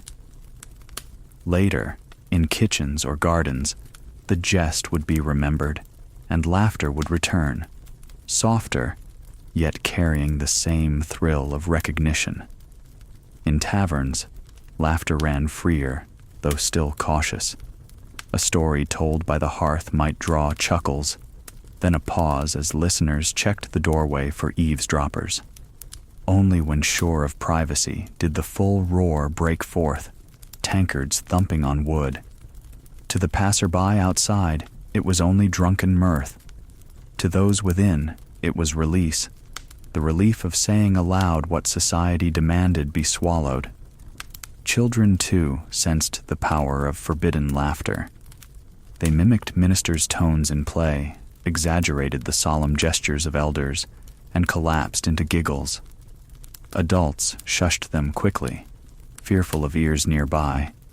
Yet inwardly, some felt the same urge to laugh. For in laughter, truth wore a mask too quick to be punished. Even the printed word carried echoes of mirth. Satirical pamphlets circulated hand to hand, disguised in plain covers. Their barbs, cloaked in humor, could travel where plain accusation would be stopped. Readers chuckled behind shutters, the sound smothered but real. The pamphlet might be burned by morning, but the memory of laughter could not be erased. There is tenderness, too, in such laughter. It often rose in moments of weariness, when silence had grown too heavy, when fear pressed too close. One kind remark might soften the mood, then a playful jest followed, and suddenly the whole company exhaled together in mirth. In that release, fellowship deepened, for to laugh together is to trust each other with one's unguarded self. We may underestimate the endurance of such echoes. A man might recall, years later, the night he first dared to laugh at a pompous decree. A woman, rocking her child, might smile at the memory of a jest whispered among friends. These memories became touchstones, proof that freedom had been felt, however briefly. And what has been felt once can be felt again. The echo of laughter also taught caution. Too much, too loud, and suspicion followed. Many became skilled in the art of layered mirth, a jest that sounded harmless to outsiders but carried secret meaning for those within. Like music played in two keys at once, the laughter rang differently depending on who heard it. Above all, laughter proved that rebellion could be gentle. It did not need muskets or barricades to shake foundations. A chuckle, shared at the right moment, could weaken the iron bars of fear more surely than anger. Anger often invited punishment. Laughter, light as air, slipped past guards and left only echoes behind. And so, in chambers and parlors, in taverns and gardens, the quiet rebellion found its warmest voice not in speeches, but in laughter. Shadows trembled with it, pages carried it, lives were lightened by it. Its echo reminded all, who heard that joy itself could be a form of resistance. Invisible strands bound people closer than chains could. History often records alliances in the form of treaties, signatures, and banners raised. Yet beneath those visible bonds ran something quieter, stronger, and more enduring. The hidden threads of trust, sympathy, and memory. In 18th century England, when silence and fear built high walls, these threads wove secret bridges, joining souls across divides no magistrate could measure. Picture two households, neighboring but cautious. Their conversations at market remain shallow. Weather, wool, the season's prices. Yet one evening, a daughter of one family lends a book to the son of another. A slim volume tucked discreetly inside a loaf basket. That gesture, silent and small, becomes a thread. It carries not only words, but recognition. I see you. I know you wonder too. Such threads multiplied in parlors and gardens. A whispered joke, a shared glance during a sermon, a hymn sung just slightly out of rhythm. Each created a filament of connection. Delicate, nearly invisible, yet once woven, hard to sever. These threads did not bind in chains, they bound in freedom, reminding each participant that they were not alone. Women were often the most skilled weavers. In embroidery circles, as needles dipped and rose, threads of silk created roses and vines. Yet beneath the polite patterns, another weaving took place. Hints dropped, glances exchanged, sympathies declared without words. A woman who placed her hand lightly on another's wrist might as well have written an entire letter of understanding. When she laughed too quickly at a sly remark, she was tying a knot in a hidden thread. Men, too, learned this art in their own fashion. A merchant who gave lenient terms to a struggling farmer. A clerk who copied lines with just enough ambiguity to let truth slip through. These gestures stitched new strands into the web. Even a soldier, grim in uniform, might soften his tone when speaking to villagers, choosing kindness over authority. That choice, repeated, became a thread of its own. Children sensed these threads, though they could not name them. They felt the difference between a neighbor's formal smile and the warmth of an unguarded grin. They noticed when their parents lingered a beat too long at a friend's gate, or when a book was hidden under a cushion, only to be brought out again after dusk. For children, such discoveries were like finding secret passages in the walls of ordinary life. The strength of hidden threads lay in their quietness. No guard could cut them, for they were not visible. No decree could ban them, for they were carried in gestures and looks. They existed in the half-light between official life and private longing. In that half-light, rebellion found its most resilient form. And yet, the threads did more than resist. They nurtured. When a woman, weary from duties, received a kind smile from another across a crowded hall, the thread between them lightened her load. When a man burdened with doubt found a companion who admitted with lowered voice the same uncertainty, the thread strengthened his resolve. These connections nourished courage. Without them, silence might have smothered the spirit entirely. There were moments when threads became visible, if only for an instant.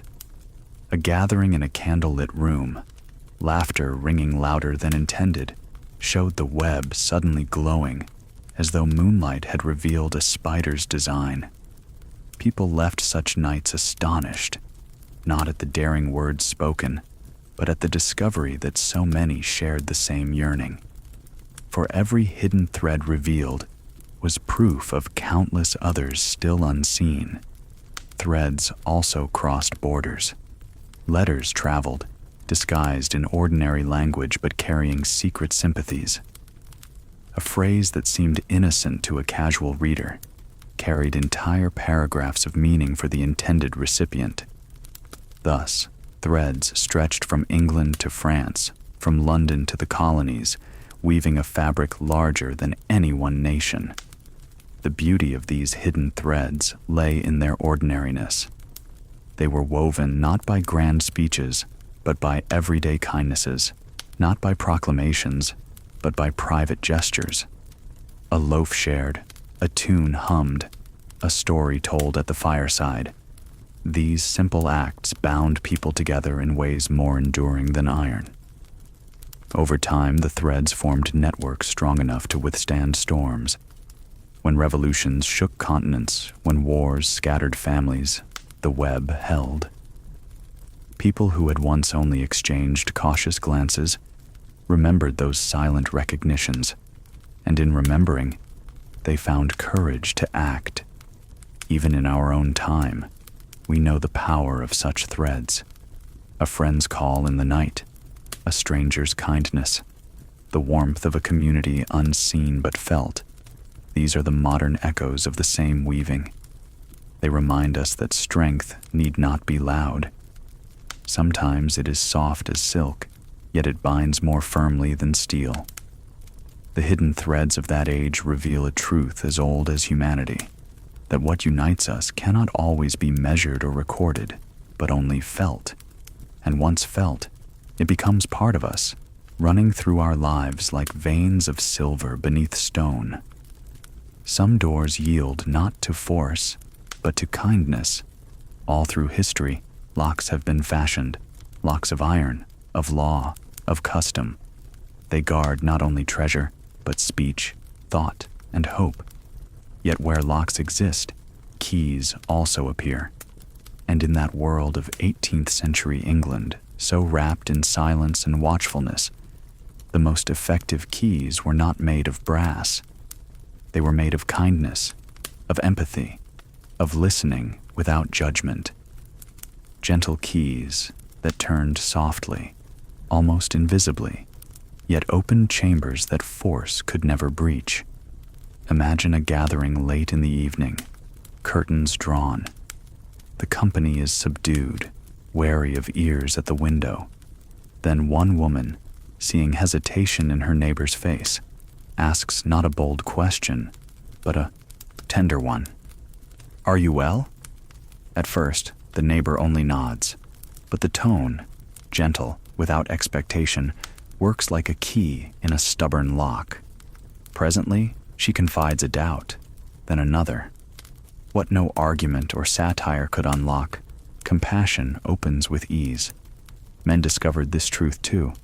A clerk, weary from copying decrees he no longer believed in, once lingered at the door of a friend's shop.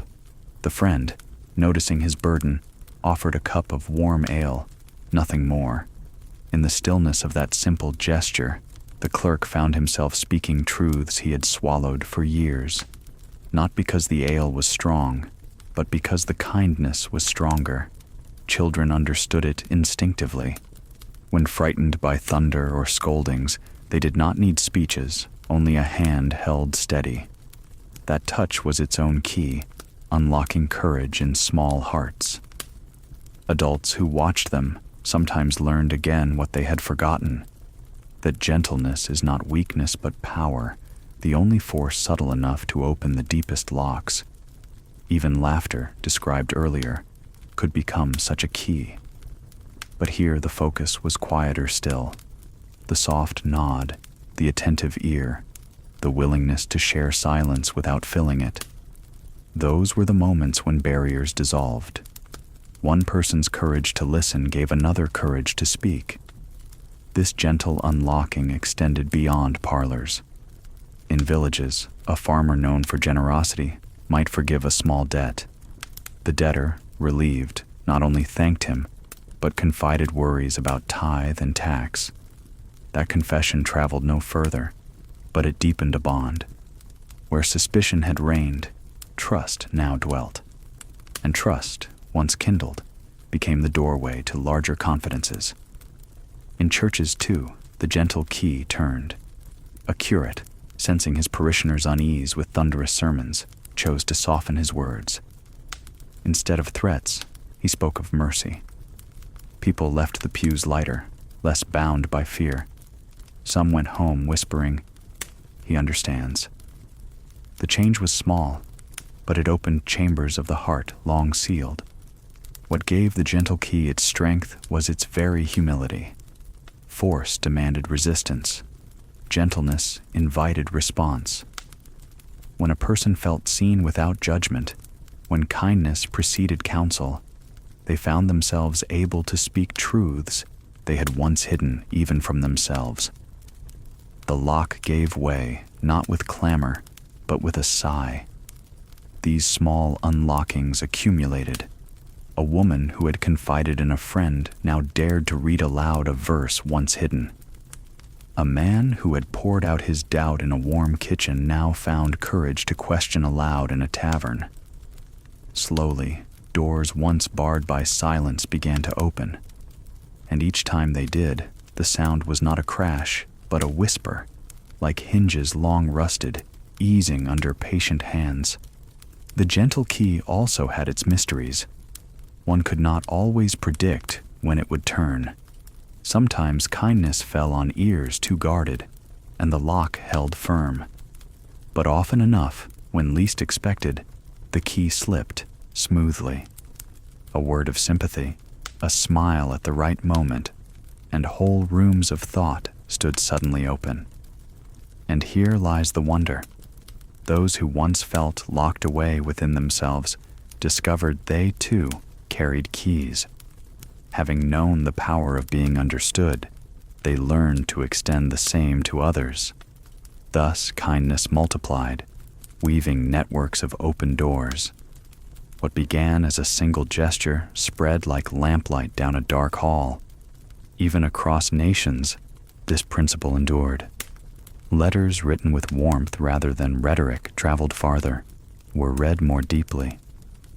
Colonists and Europeans alike found that a tone of care opened channels of dialogue that politics alone could never secure. Behind revolutions and treaties, hidden beneath the surface, the gentle key was at work, turning locks in countless hearts. We may look back now and see battles and laws, but between those loud events lay quiet exchanges. A question asked with compassion, a silence shared without judgment. These were the true keys. They opened courage, nurtured fellowship, and prepared minds for change more lasting than decrees. And perhaps the deepest lesson is this: once a door has been opened by gentleness, it rarely closes again. Those who have felt seen, truly seen, cannot return unchanged to silence. The hinge may creak, the door may drift toward shut, but it will never lock so tightly again. A space has been made, and light will always find its way back through. Not every summit is reached with shouts, some with stillness.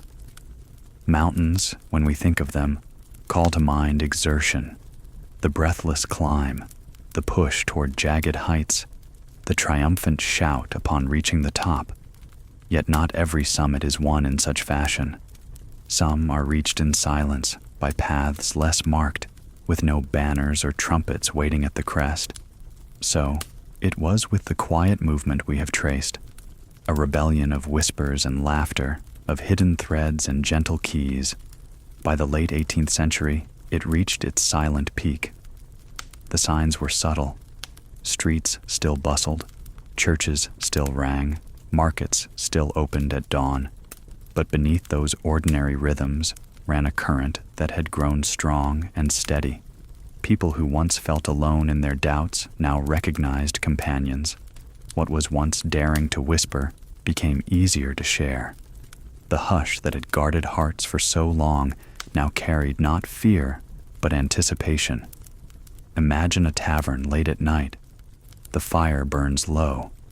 Around a rough wooden table sit men of differing trades, a clerk, a carpenter, a farmer. They speak in low tones, not of taxes or weather, but of justice, of dignity, of how men might live freer lives. Once, such talk would have been impossible, shut down by suspicion. Now, it flows with the ease of ale, because the hidden threads have bound trust among them. This is not an uprising. It is the peak of readiness, a crest of thought. Or consider a circle of women in a parlor, needles flashing as they stitch. Their voices are light, but their talk weaves deeper patterns. Hopes for their daughters, questions about sermons, musings on stories that suggest gentler ways of living. Their laughter rises, subdued, but confident. Here, too, a summit has been reached, though no one announces it. A generation has climbed together, quietly, and now stands looking out over new horizons. Even in churches, the change can be felt. Ministers still preach, but the congregations no longer sit in unbroken obedience. Eyes glance knowingly at one another when a thunderous phrase seems hollow. Hymns ring out, but with undercurrents of personal conviction rather than sheer submission. The silence that once smothered now has cracks wide enough for light to shine through. The peak is reached not by rejection, but by quiet discernment, by the ability to hear and yet decide inwardly for oneself. This silent summit brought with it a paradoxical calm. When voices had first dared to murmur, the fear was sharp. Every jest, every whisper carried the risk of discovery.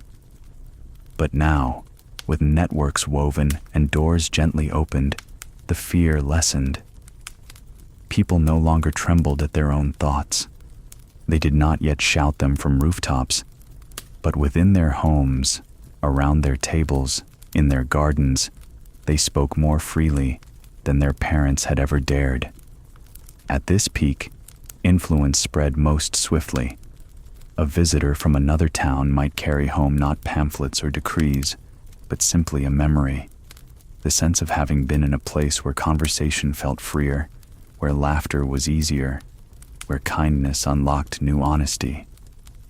He carried that memory like a lantern, and others lit their own from it. Thus the peak was not a single mountaintop, but a range spreading across villages, towns, even across seas. And yet, we must not mistake this summit for noise. There were no mobs, no flames, no proclamations nailed to doors. The power of this climax lay precisely in its restraint. When so many hearts quietly align, the world shifts without thunder. The peak was silent, but it was real, and its influence was irreversible. Consider the carpenter again, at his workbench. His mallet falls on wood, shaping a beam for a roof. His neighbors see only labor, yet in his mind, he carries a vision of a society more balanced, more just. He does not speak it aloud that day, but the beam he shapes will shelter conversations yet to come. This is the quiet peak, not in slogans, but in steady work, imbued with new thought. Or picture a grandmother, sitting by her hearth with children at her feet. She tells them stories, as she always has. But now, the tales carry different colors. Heroes who question, heroines who choose kindness over duty. The children listen wide-eyed. They do not know they are inheriting the summit of their age, yet in their hearts seeds are sown. That is how peaks endure, not in grand monuments, but in stories passed on with love. The silent peak was also a time of balance. Too much boldness could still bring ruin. Too much caution could stifle growth. Families learned to walk this ridge, steady as shepherds on a hill path. They laughed a little more, questioned a little more, trusted a little more, but always with awareness of the winds around them. It was a fragile triumph, but a triumph nonetheless. In retrospect, this peak seems inevitable. All the laughter, the threads, the keys led here. But for those living it, the sense was one of wonder, that the world could change so much without seeming to change at all. Their homes still stood, their markets still bustled, their bells still rang. Yet within, something irreversible had shifted. They were no longer captives of silence. And what is a peak, after all, but a moment of perspective? From its crest, one can see both behind and ahead. Behind lay the long climb, the hushed years, the doubts swallowed, the courage tested. Ahead stretched the valleys and rivers of new centuries, where revolutions and reforms would roar. But at that peak, in the hush of late 18th century England, the view was calm, the air still, the accomplishment profound. Great fabrics seldom tear in thunder, they loosen in whispers. When people picture the collapse of an age, they imagine clamor, gates stormed, bells rung in alarm, fires licking at rooftops. Yet, more often than not, the old order does not fall with one crash. It unravels, thread by thread, quietly, almost imperceptibly, until one day the pattern no longer holds. So it was with the world we have been tracing. After the silent peak came the gentle unraveling. The fabric of tradition was strong, woven with centuries of obedience, custom, and fear. But even the strongest cloth frays at its edges when stretched too long. Each jest, each hidden thread of sympathy, each key of kindness had been tugging at a seam. By the late years of the 18th century, the weave was loosening.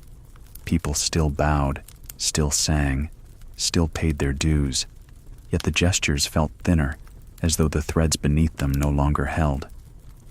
Consider a magistrate, once feared. He enters the tavern, expecting silence to fall, yet the hush is briefer now. Conversations resume sooner, not defiance, not yet, but a loosening of awe. The thread of reverence slips quietly away. Or a parish service, the vicar thunders of judgment, but the pews are filled with inward smiles. Eyes meet across the aisle. A hymn is sung with unusual vigor on the verses of hope. The fabric of fear frays, replaced by something softer. In homes, too, unraveling showed itself. A mother, once strict in reciting catechism, now pauses to tell her children a story of courage and kindness. A father, once quick to silence questions, now lets them linger, even answers them. The pattern shifts. Threads slip loose. No one announces rebellion, yet the garment of tradition sits differently on every shoulder. The unraveling was gentle because it came not by tearing, but by wearing thin. Just as cloth rubbed daily grows soft and then threadbare, the old forms wore down under constant touch. Each whispered doubt, each kindly gesture, each laugh beneath candlelight rubbed at the weave. Slowly, the rigidity gave way to suppleness. There were moments, however, when the loosened fabric startled even those tugging at it. A satirical pamphlet spread more widely than intended, and neighbors laughed openly, no longer disguising it. A group in a parish meeting questioned the vicar's accounts, and the challenge stood, unpunished. People looked at one another in wonder. The cloth was unraveling faster than they had believed. Women's circles were particularly adept at sensing the change. They had long woven secret threads. Now they watched as those threads emerged openly.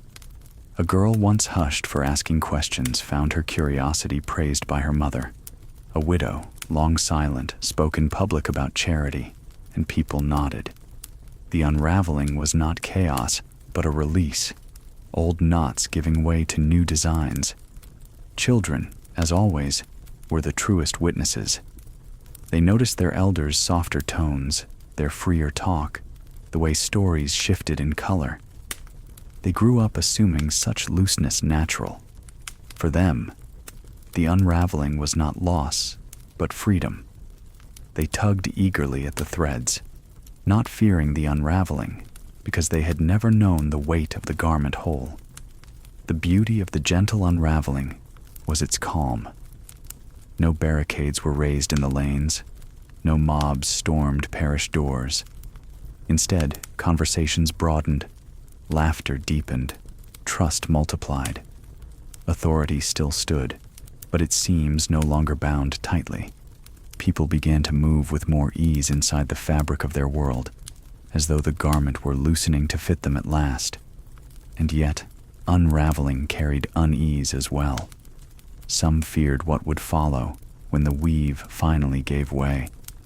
Elders muttered that too much questioning would lead to ruin. Officials doubled their efforts, delivering sterner sermons, drafting stricter laws. But the more they pulled, the faster the fabric frayed. For once trust has been lost, it cannot be rewoven by decree. Across the seas, revolutions thundered. In colonies, in France. These were loud unravelings, violent and swift. England's unraveling was different. It moved in candlelit rooms, in whispered kitchens, in parlor laughter. It was gentler, but no less real. The old fabric gave way, replaced not by chaos, but by new patterns slowly taking shape. Think of a tapestry left too long on a wall. The colors fade, the threads loosen, dust settles. One day, a hand touches it, and a piece comes away. At first, there is alarm, but soon new cloth is brought, fresh threads woven. The old tapestry, once untouchable, becomes material for something new. So it was here. The unraveling made room for remaking. And what did people feel, standing in the midst of it? Relief, often. To breathe without the weight of constant watchfulness. To speak a little more freely. To trust a little more boldly. But also uncertainty. What would the new cloth be? Would it warm as well as the old? Would it protect or leave them exposed? These questions lingered in every parlor, every tavern. The unraveling was gentle, but it was also inexorable. In the quiet of night, one might hear it, not the crash of walls, but the faint sound of threads slipping. A ritual performed half-heartedly, a rule obeyed only in form, a custom mentioned with a smile instead of solemnity. The unraveling was in those sounds, soft as fabric falling to the floor. And yet, there is comfort in remembering that unraveling need not mean ruin. Often, it is the first step toward new weaving. The old cloth had grown too tight, too heavy. Its loosening brought space for breath, for imagination, for the threads of kindness and laughter to be woven into something more fitting. Every ending is only a doorway to a wider sky. When the fabric of the old world had unraveled, when the locks had been turned by gentle keys, when laughter's echo still lingered in the rafters of taverns and parlors, there stretched ahead something both strange and comforting. The open horizon. It was not a single moment, nor a single declaration. Rather, it was the feeling that the narrow corridors of the past had given way to open fields, where one might walk freely, with the wind on one's face. This horizon was not marked by banners. No trumpets announced it. It arrived in quieter ways, in the way neighbors spoke more easily at the market, in the way sermons softened, in the way children asked bold questions without fear of harsh silence. The sky itself seemed wider, though the same sun and moon watched overhead. For those who had lived through years of watchfulness, the open horizon brought both relief and hesitation. Relief, because they could breathe more deeply than before. Hesitation, because freedom, though long desired, carried with it responsibility. To be free to speak meant also to choose one's words wisely. To be free to question meant also to decide with care. The horizon was open, but it asked each traveler to walk thoughtfully upon it. Imagine a family gathering in the evening, fire glowing low. Where once stories were bound by caution, now tales wandered further. A grandfather recalled not only psalms, but also bold adventures of youth. A mother read not only approved verses, but poems of tenderness and doubt. The children listened with bright eyes, learning that their heritage was not only obedience, but courage. Around such hearths, the horizon widened, one story at a time. Or picture a group of merchants at a fair, bargaining as always. Yet now, alongside talk of prices, they spoke of ideas, of reforms whispered in London, of inventions changing the nature of work. Once such conversations would have been stifled. Now they wove naturally into the rhythm of trade. Business and thought mingled, as easily as the mingling of colors in woven cloth. Women too found the horizon opening. What had been quiet exchanges in embroidery circles became more public voices in charities, in education, in letters published under modest initials. Their kindness, once confined to parlor and kitchen, spilled into schools, into hospitals, into movements that would ripple far beyond their lifetimes. Each act was a step toward the horizon, where possibilities spread wider than the eye could see. Children embraced it most easily. They had not carried the weight of long silence, so the open horizon felt natural to them. They ran toward it as children run toward fields after winter, their laughter ringing, their games filled with imaginings of new worlds. They were the ones who would walk furthest, carrying with them the threads of freedom, the echoes of kindness, the memory of laughter shared in hidden rooms. The open horizon was not free of storms. New challenges rose, new conflicts brewed. But those who had reached this place carried within them skills their forebears had forged in silence. They knew the strength of hidden threads, the power of gentle keys, the necessity of laughter in dark times. These lessons would serve them in the centuries to come, guiding them through revolutions, through reforms, through the dawning of the modern world. And what of us, listening now, centuries later? We stand upon our own horizon, different yet familiar. Our world, too, carries silences and unspoken barriers. Our lives, too, are woven with hidden threads of kindness, laughter, and trust.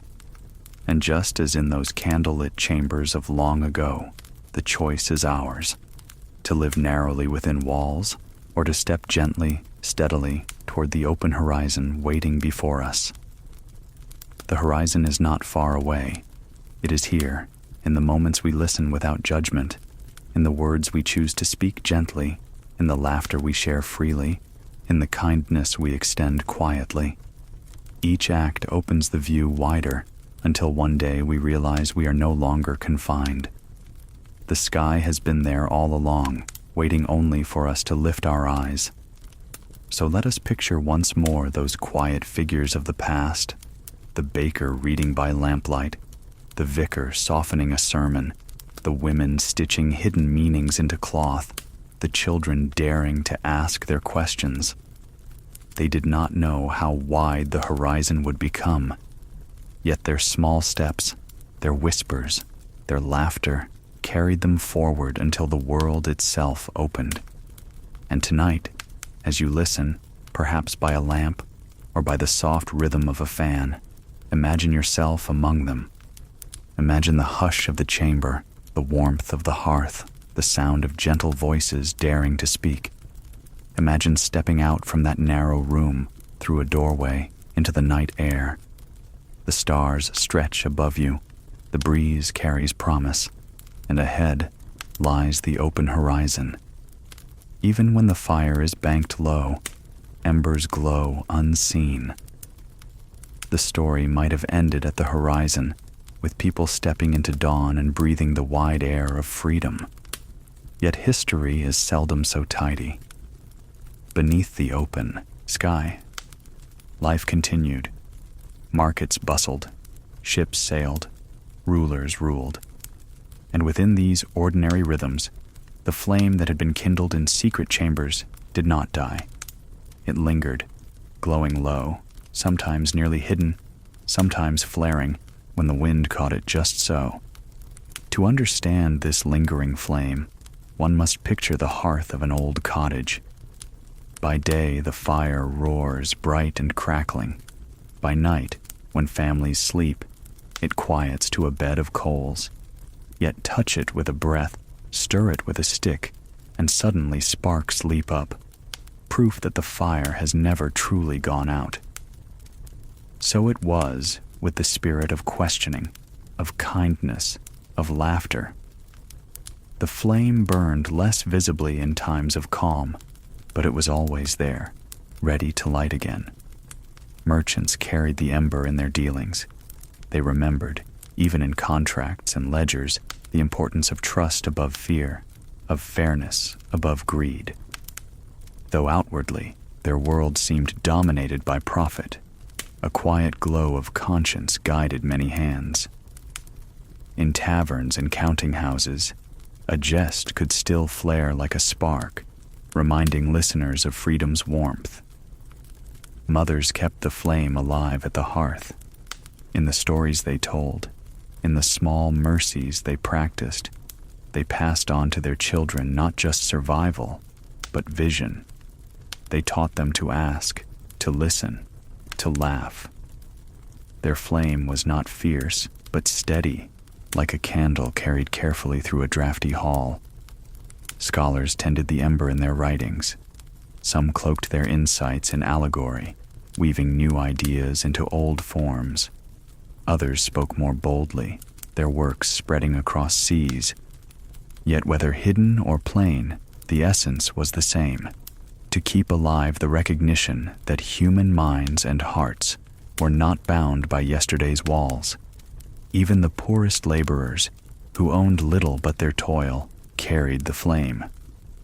In the songs they sang while threshing grain or hauling nets, there lingered a defiance, a hint of humor at the expense of masters. Their verses, humble though they were, passed the ember along from lip to lip until it glowed in places far beyond the fields. The lingering flame also traveled in memory. A man who once laughed in a candle-lit chamber carried that moment with him for decades.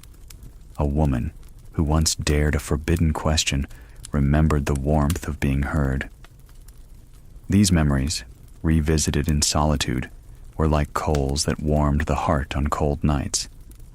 They reminded each soul that freedom, once kindled, can never be fully extinguished. But the flame did more than comfort. It also unsettled. For rulers and authorities, the ember was dangerous precisely because it was invisible. One could quench a bonfire with soldiers and decrees, but how does one extinguish warmth carried in thousands of quiet hearts? The more they tried to smother it, the more it spread, in whispers, in kindnesses, in laughter half suppressed. Generations shifted, yet the flame endured. Children who once sat wide-eyed at their parents' knees grew into adults who carried the ember into new arenas, into factories, into schools, into assemblies. The flame adapted, glowing in new forms, guiding new questions. It did not roar as before, but it persisted.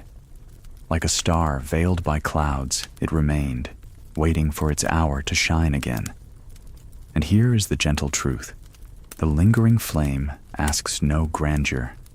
It survives in the smallest acts. A hand extended to a stranger, a word spoken in defense of fairness, a story told with honesty. These are sparks, glowing quietly, carrying the ember forward. If you listen carefully, even tonight you may sense it, not in the noise of politics or the clamor of news, but in the hush of kindness exchanged in kitchens, in the sigh of relief when a burden is shared, in the chuckle at a foolish rule.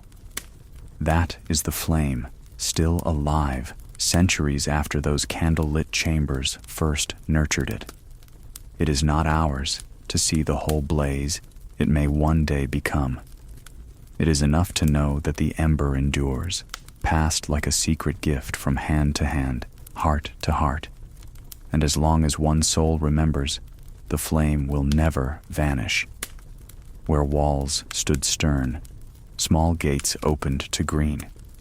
There is a comfort in gardens that no law can command and no sermon can forbid. Even in the strictest of ages, a patch of earth tended by patient hands becomes its own country. A borderless place where rules grow softer, like moss settling gently over stone. After horizons widened and embers lingered in the quiet of homes, the men and women of our story found themselves drawn to small enclosures of green. The hidden garden, whether behind a townhouse or beside a cottage, became the safest room in the house, though it had no roof at all. In London, gardens were sometimes only rectangles of soil framed by brick, with a wash line strung discreetly between two posts and a fig that pretended to be ancient. In villages, they spread more generously. A kitchen plot with thyme and gooseberries, a path of crushed shells, a bench made from a length of plank. In grand houses, terraces stepped down to lawns, and beyond them, copses planted to seem natural in a way only careful planning can accomplish. But separate as these gardens were, they performed the same gentle work. They gathered people to themselves, restored breath, and coaxed thoughts into bloom that could not flower in any other weather. You might see, on a mild evening, a widow step through a narrow doorway to her strip of earth at the back of a terrace. The day has been filled with responsibilities, accounts to balance, a maid to guide kindly, a tradesman to pay, and her mind has held itself politely as one holds a tray steady. But now, with dusk settling, she kneels at the mint and pinches a sprig. The scent rises, green and clean, and with it comes a softening. She remembers laughter from a room long gone, and some locked feeling eases, like frost giving back the shape of a leaf. She sits on the bench, listening to a thrush testing its notes, and allows a thought she had pushed away at noon, that mercy is stronger than pride, and that tomorrow she may speak more gently to herself as well as to others. Elsewhere, a bookseller keeps a backyard square that doubles as a nursery for ideas. Between the goosefoot and the espaliered pear, he listens to a young printer propose a pamphlet that feels too bold for daylight. They speak in low tones, not because anyone is listening, but because gardens teach quiet the way libraries do. The printer worries over costs and courage. The bookseller, warm-eyed, says, "Let us try 100. Above them, bees negotiate with the blossoms. The garden, hearing it all, says nothing, but in its silence, heart steady. By the time they return to the shop, both men feel less alone, as if the laurel hedge itself had leaned in to promise discretion. Children have always known gardens to be democracies. A bean will climb for any hand that sets its stick.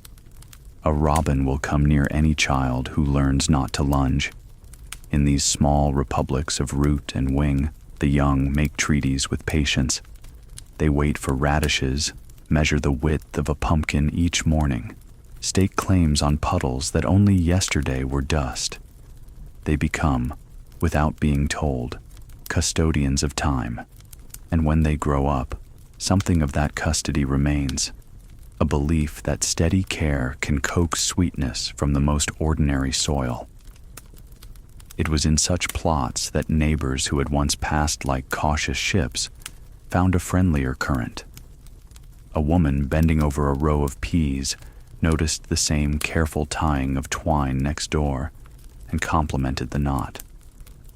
Two men exchanged chit for cuttings, a scented geranium for a sprig of rosemary, and soon the wall between yards felt more like a trellis than a barrier.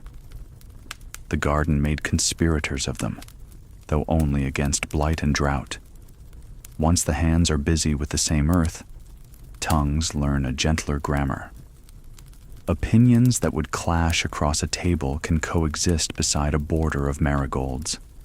Some gardens were elaborate in their meanings. At West Wycombe, terraces and grottos once staged ideas like actors stepping on and off a green-lit theater. But in the years after loud cymbals and hidden rites had done their work, people discovered they did not need architecture to think bravely. A patch of lettuces would do. A shaded bench could hold a philosophy. The garden became not a spectacle, but a practice, a daily rehearsal for living more kindly in the wider world. You plant, you water, you wait, you forgive. The weeds return, and so do you. There is a rhythm in that, a civilizing pulse that enters the wrist and steadies the voice. What the hidden garden offered most, perhaps, was a new way to speak about change. In heated rooms, change had sounded like a debate. In streets, like a march. Here, it presented itself as a seed packet. "This will climb," said the neighbor, handing it over, "if you give it cord and notice." It was a parable dressed in twine. A society that had learned the danger of thunder now learned the power of rain, the quiet kind that falls all morning and persuades even stubborn ground to drink. There were startlements, of course. a hedgehog discovered at twilight, clicking like a misplaced teapot among the leaves. A sudden burst of violets in a seam of wall no one remembered planting. A rose that sulked for 3 years, and then, in a summer that began gray, erupted into sweetness by the kitchen door. Startlement is a cousin to hope. Each little astonishment told gardeners something about their own times, that the world contains reserves of grace, and that goodness is sometimes late but not lost. We must speak, too, of garden talk, a language that moves along hedges and over fences as quietly as cats. It is the grammar of noticing, the syntax of patience. "Too much wind on that side," says one, and the other nods as if told a secret of state. "Ash makes them sweeter," says a third. And now a small theology of improvement has passed from soil to mind. In such exchanges, people learned to differ without heat. One gardener swore by trenching, another by mulch. They argued with smiles, and the beans climbed either way. The habit of such arguments, kept friendly by the shared intention of coaxing life, seeped into other matters. It turned politics into horticulture. What needs staking? Where shall we thin? Which patch requires rest? If you wandered farther, out of town, along hedgerows that stitched fields like careful seams, you would find larger gardens pretending to be wilderness. There, the new fashion for landscapes improved, had smoothed nature to look unruly in just the right places. People strolled under elms and pretended the view had always been this way, and perhaps they were forgiven their pretense, for the walking did them good. Couples found, beneath these kindly trees, that talking went easier when the path itself offered a pace. Young men, rehearsing courage, discovered that honesty sat better on them than bravado when the lake lay still and showed them their faces untroubled. The garden, even when grand, performed small mercies. In cities, where noise and soot pressed hard, windowsill gardens declared a stubborn gentleness. A pot of rosemary in a 5th-story casement testified to some invisible discipline within. A line of geraniums flaming on a ledge above a hatter's shop made a proclamation no pamphlet could match. That beauty insists. Clerks who had no earth to turn still turned to green. They watered carefully, set saucers beneath their pots to spare the landlady's paint, and discovered that tending anything teaches you to tend more. Words, tempers, friendships. Gardens taught thrift without meanness. Seeds saved in paper twists. Rainwater caught in barrels. Cloches fashioned from bottles whose labels, soaked away, left only glass and possibility. In an age learning to move beyond fear, these small economies expressed a different kind of courage, the bravery of enough. A bed of herbs by the door said quietly, "We can flavor our own soup. We can sweeten our own tea." Such declarations change nations from the root, though they never make the broadsides. There were griefs in gardens, too, and they had their work. A mother who had buried a child planted a tree, and in the second spring, when the first leaves uncurled like careful hands, she cried softly beside it and felt watched over by the living. A widower sown to loneliness found that peas demanded attention precisely when he most sought to neglect himself. Obedience to green things steadied him through a season when nothing else would. Gardens do not cure sorrow, but they offer it company that does not ask for explanations. Friendships deepened there. A pair who could not agree on parish matters discovered that both were at heart spring gardeners who detested earwigs. Their alliance against a common, ridiculous foe thawed a winter that had lasted 3 years. Two sisters who had drifted apart in the squalls of adult life found that planting daffodils in a shared line made them laugh like girls again.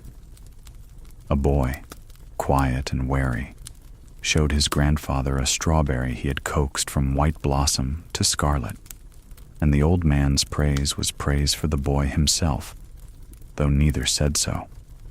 The garden offered meanings that were gentler than words, and therefore sometimes truer. It is worth noting that gardens encouraged a new civility toward time. In a century that would soon learn the speed of steam and the insistence of schedules, the plot behind the house kept stubbornly to older clocks. Frost, thaw, bud, bloom, seed. People who gave themselves to that calendar found their tempers moderated, their judgments less severe. The habit of waiting for sweetness returned them to the habit of waiting for sense. A world less frightened of its own opinions is often a world that has spent an hour staking beans. All of this, taken together, made the hidden garden more than pastime. It became philosophy underfoot. The soil said, "There is work." The sky said, "There is grace." The hedge said, "Keep kindly boundaries." The gate said, "Open when needed." And people, hearing these quiet lessons each morning, learned to carry them back through the kitchen door and into their dealings with the wider world. If our story has been about secret chambers and hushed courage, then the garden is the chamber with its roof removed, the courage made ordinary. As years unrolled, the very look of towns changed because of these green persistences. Soot-blackened brick softened behind a veil of vine. Courts that once echoed only with summons and shoes now kept planters by their doors, and a clerk watering time discovered he was kindly to petitioners as well. Schools let their children tend squares of soil and discovered that arguments shrank when hands were busy. Hospitals learned that a view of leaves moves up fever by degrees of mercy. None of this was legislation. It was the patient consequence of green. And still, despite all the tenderness, the garden kept its necessary sternness. It would not be rushed. It would not flatter. It rewarded, but did not cajole. It corrected, but did not mock. In that steadfastness, men and women found a mirror of the better selves they were slowly constructing. Patient, attentive, resilient. The hidden garden taught a kind of citizenship, to belong to a place by serving it, to earn beauty by tending it, to welcome others to your bench and call it abundance. You may, tonight, have no patch of earth at your back door. Perhaps your garden is only a pot on a sill, a glass jar coaxing roots from a cutting, a bowl where lemons glow like little suns. That is enough. The lesson scales. One plant invited into one day's care changes the air on the whole street in ways the street does not know to measure. And within you, the same drift begins, from fear to patience, from noise to listening, from tight fist to open palm. So the hidden garden, in the years after hushes and quiet peaks, did the slowest, deepest work. It did not overturn anything. It undergrew everything. It slipped kindly under walls and lifted them by degrees. It reminded households that the world's first language is season, and that whatever else we choose to say, we might try saying it in green first. Houses keep memories long after voices fall silent. Every society leaves behind not only monuments but also rooms. Rooms where the air grows still, where dust settles on ledgers and laughter once rang. To walk among such places is to feel time pause. By the early 19th century, when the hidden gardens had already begun softening towns and the lingering flame glowed in homes, many of the earlier chambers of secret gathering stood empty. The candles had been snuffed, the tables cleared, the echoes muted. Yet something remained. Picture an old estate on the edge of Buckinghamshire. Its upper floors still house servants, and its master entertains with dignity. But the lower cellar, carved in chalk, has gone unused for years. Moss dampens the steps, the hinges of iron have rusted, and spiders claim the corners. Still, when a visitor descends, perhaps an adventurous child or a curious workman, the air holds a peculiar weight. It smells not just of damp stone, but of memory, as if laughter, doubt, and courage lingered like faint perfume. Forgotten, yes, but gone? Not entirely. Such rooms dotted the countryside. In abbey, ruins repurposed for storage, in barns once cleared for night talk, in cellars beneath busy streets. The walls bore faint signs, a mark scratched into plaster, a shelf cut to hold a candle, initials carved into oak. Neighbors passed above them daily, unaware.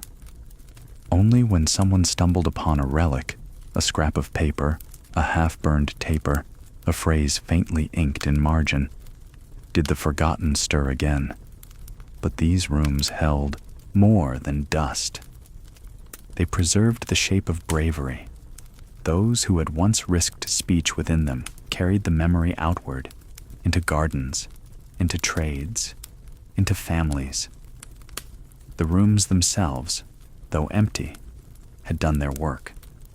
Like shells of cicadas left clinging to bark, they reminded passers-by that transformation had occurred here.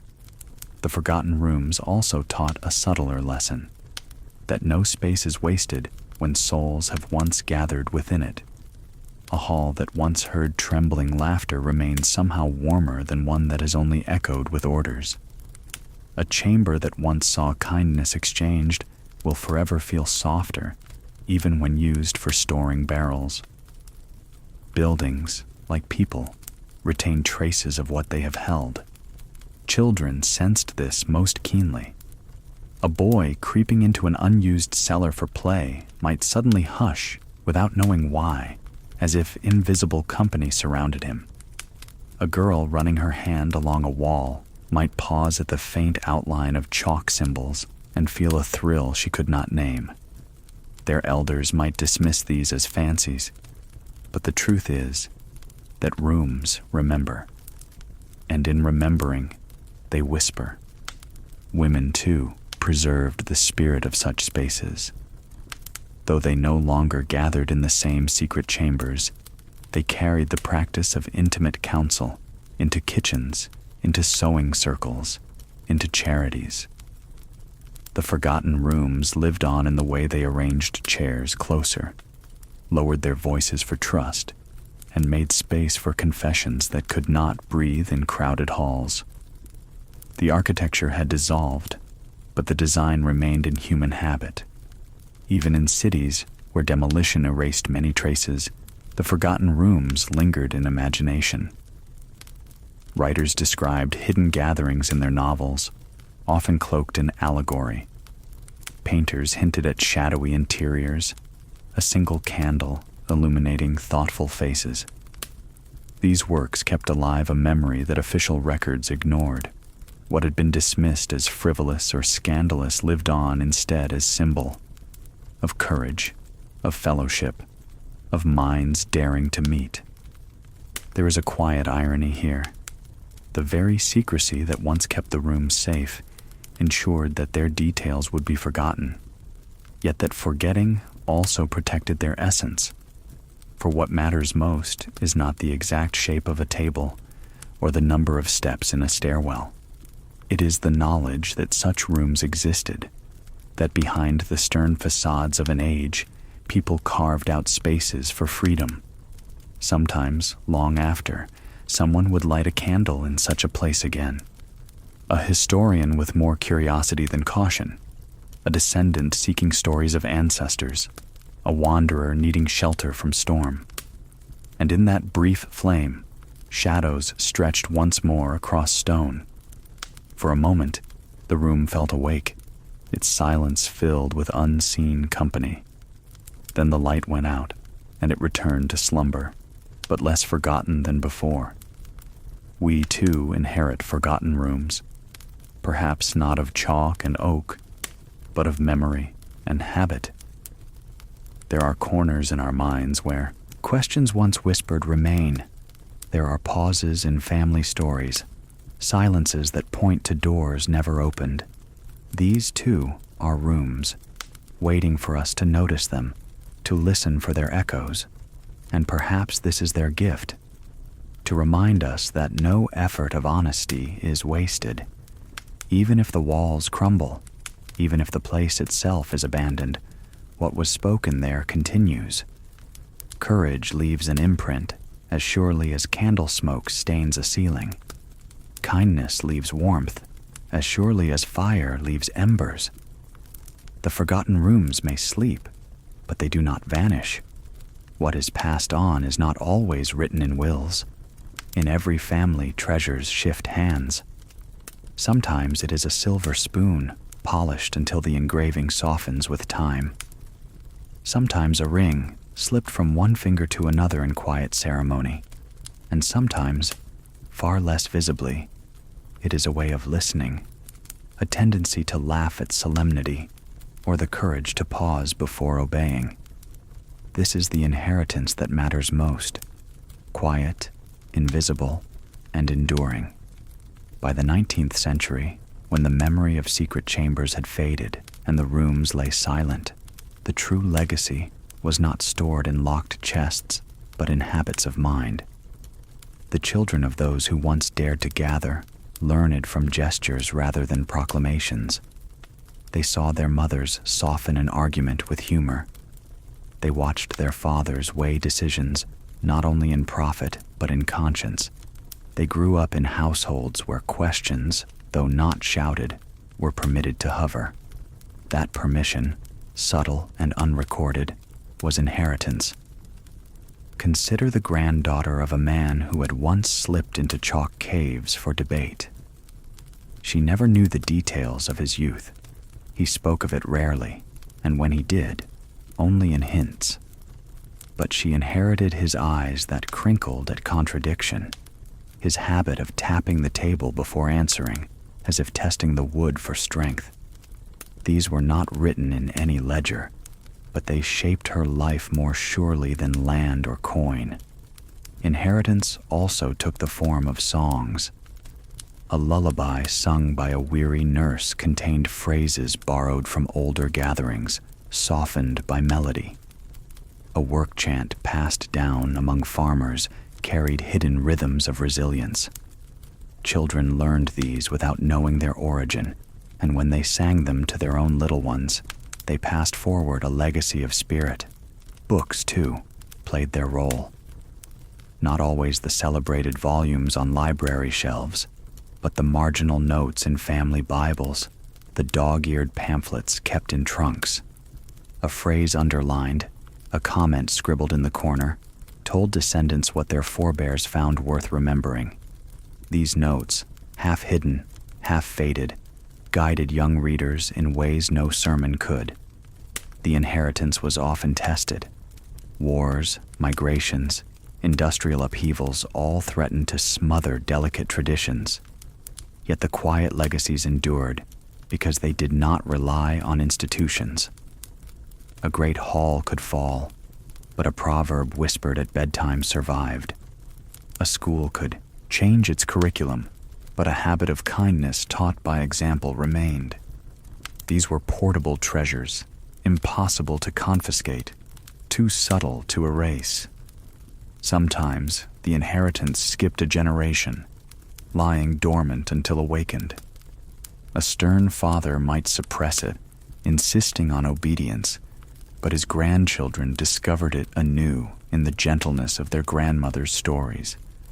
Like seeds buried in winter soil, the legacy waited for the right season. When the conditions were kind, when a listener leaned close, when a question slipped through, it bloomed again. Women, often overlooked in public chronicles, carried much of this inheritance. They preserved recipes, not only for food, but for conversation. How to fold disagreement into humor, how to stir silence until it became comfort.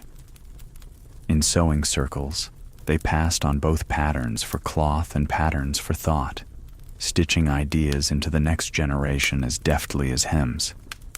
Though unrecorded, their influence shaped homes, and through homes, societies. Men, too, contributed, though often less knowingly.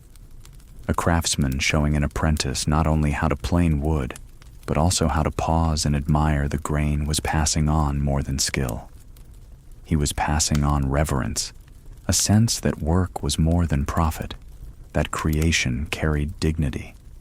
That reverence had been learned somewhere, in laughter, in candlelit exchange, in the unspoken conviction that human effort should serve something beyond wealth. The quiet inheritance also carried a shadow, the burden of memory without clarity. Descendants sometimes felt unease, a sense that their family had lived through secrets never explained. A drawer with letters half burned, a portrait turned to the wall, a story always interrupted. These created mystery. Yet even mystery is inheritance, shaping the imagination, urging new generations to fill the gaps with their own questions. And what of us, listening centuries later? We too inherit, not from blood alone, but from the great reservoir of human striving, the freedoms we assume, the laughter we share, the very right to pause and wonder. These are gifts handed down through countless unnamed acts of courage. We inherit from strangers as surely as from kin. This inheritance is not loud. It does not announce itself in public squares. It arrives quietly, in a turn of phrase, in a way of tilting the head, in a sudden warmth when fairness is recognized. We carry it unknowing until a moment reveals it. When we choose kindness over advantage. When we ask a question, though silence would be safer. When we laugh in the face of pomp. Then we realize we are not inventing courage. We are remembering it. So the quiet inheritance continues. It asks little, but offers much. To keep alive not the rituals of the past, but the spirit that dared to create them. In every choice that values humanity over habit, the inheritance renews itself, fresh as morning, patient as dusk. Time flows like a river, carrying voices downstream. Stand by a river at dusk and listen. The water does not hurry, though it never stops. It glides around stones, gathers fallen leaves, carries fragments of light. What was upstream hours ago is now far away, yet its essence continues in the current. So it is with generations. One rises, another follows, yet all are part of the same flowing story. The flame once kindled in secret chambers, the inheritance whispered in kitchens and workrooms. These became currents, moving steadily from one age to the next. Each generation dipped its hands into the water, taking what it needed, a bit of courage, a phrase of humor, a way of seeing beyond fear. Then it stepped back, and the river carried those gifts onward, ready for the next to draw from. Think of the children in the early 19th century, playing in cobbled streets or chasing geese across village greens. They had never seen the chalk caves, never heard the forbidden laughter echoing off stone. Yet in their families' gentle pauses, in the way their elders tilted toward fairness rather than command, they absorbed something older than themselves. Like children splashing at a riverbank, they carried water on their hands without knowing its source. As they grew, these children faced new currents. The Industrial Revolution rose like spring floods, changing landscapes, uprooting lives. Towns swelled, machines hummed, and soot darkened skies once clear. Yet even amid the roar, the quiet inheritance held. Workers shared food, neighbors sang together, mothers told bedtime stories. These were small oars guiding fragile boats, ensuring that the river did not sweep away all tenderness. The river between generations was not smooth. There were whirlpools of war, rapids of famine, droughts of silence. Yet in each turbulence, the current of memory steadied hearts. A soldier marching to a foreign field carried in his breast a lullaby his mother had hummed. A widow kneeling by her stove remembered a phrase her father once spoke about resilience. These fragments, small as pebbles, weighted them against despair. Some generations tried to dam the river. Authorities, fearful of unrest, sought to block questions, to enforce conformity. But the current found ways around. A poem disguised as devotion slipped through. A melody, sung as a hymn, carried hidden meanings. Like water finding cracks in stone, the spirit of freedom and kindness seeped through barriers, patient and persistent. The river also carried sorrows. Trauma, like silt, flowed downstream, clouding waters for those who followed. Children often bore the weight of their elders' silence, sensing grief but not its cause. Yet within the murk, the current still held clarity, reminders of laughter, gestures of care, enough to guide boats toward calmer reaches. In quiet moments, elders stood at the banks, watching their grandchildren play. They saw how swiftly time moved, how voices they had once known were already fading into distance. Yet they also felt comfort. The river did not end.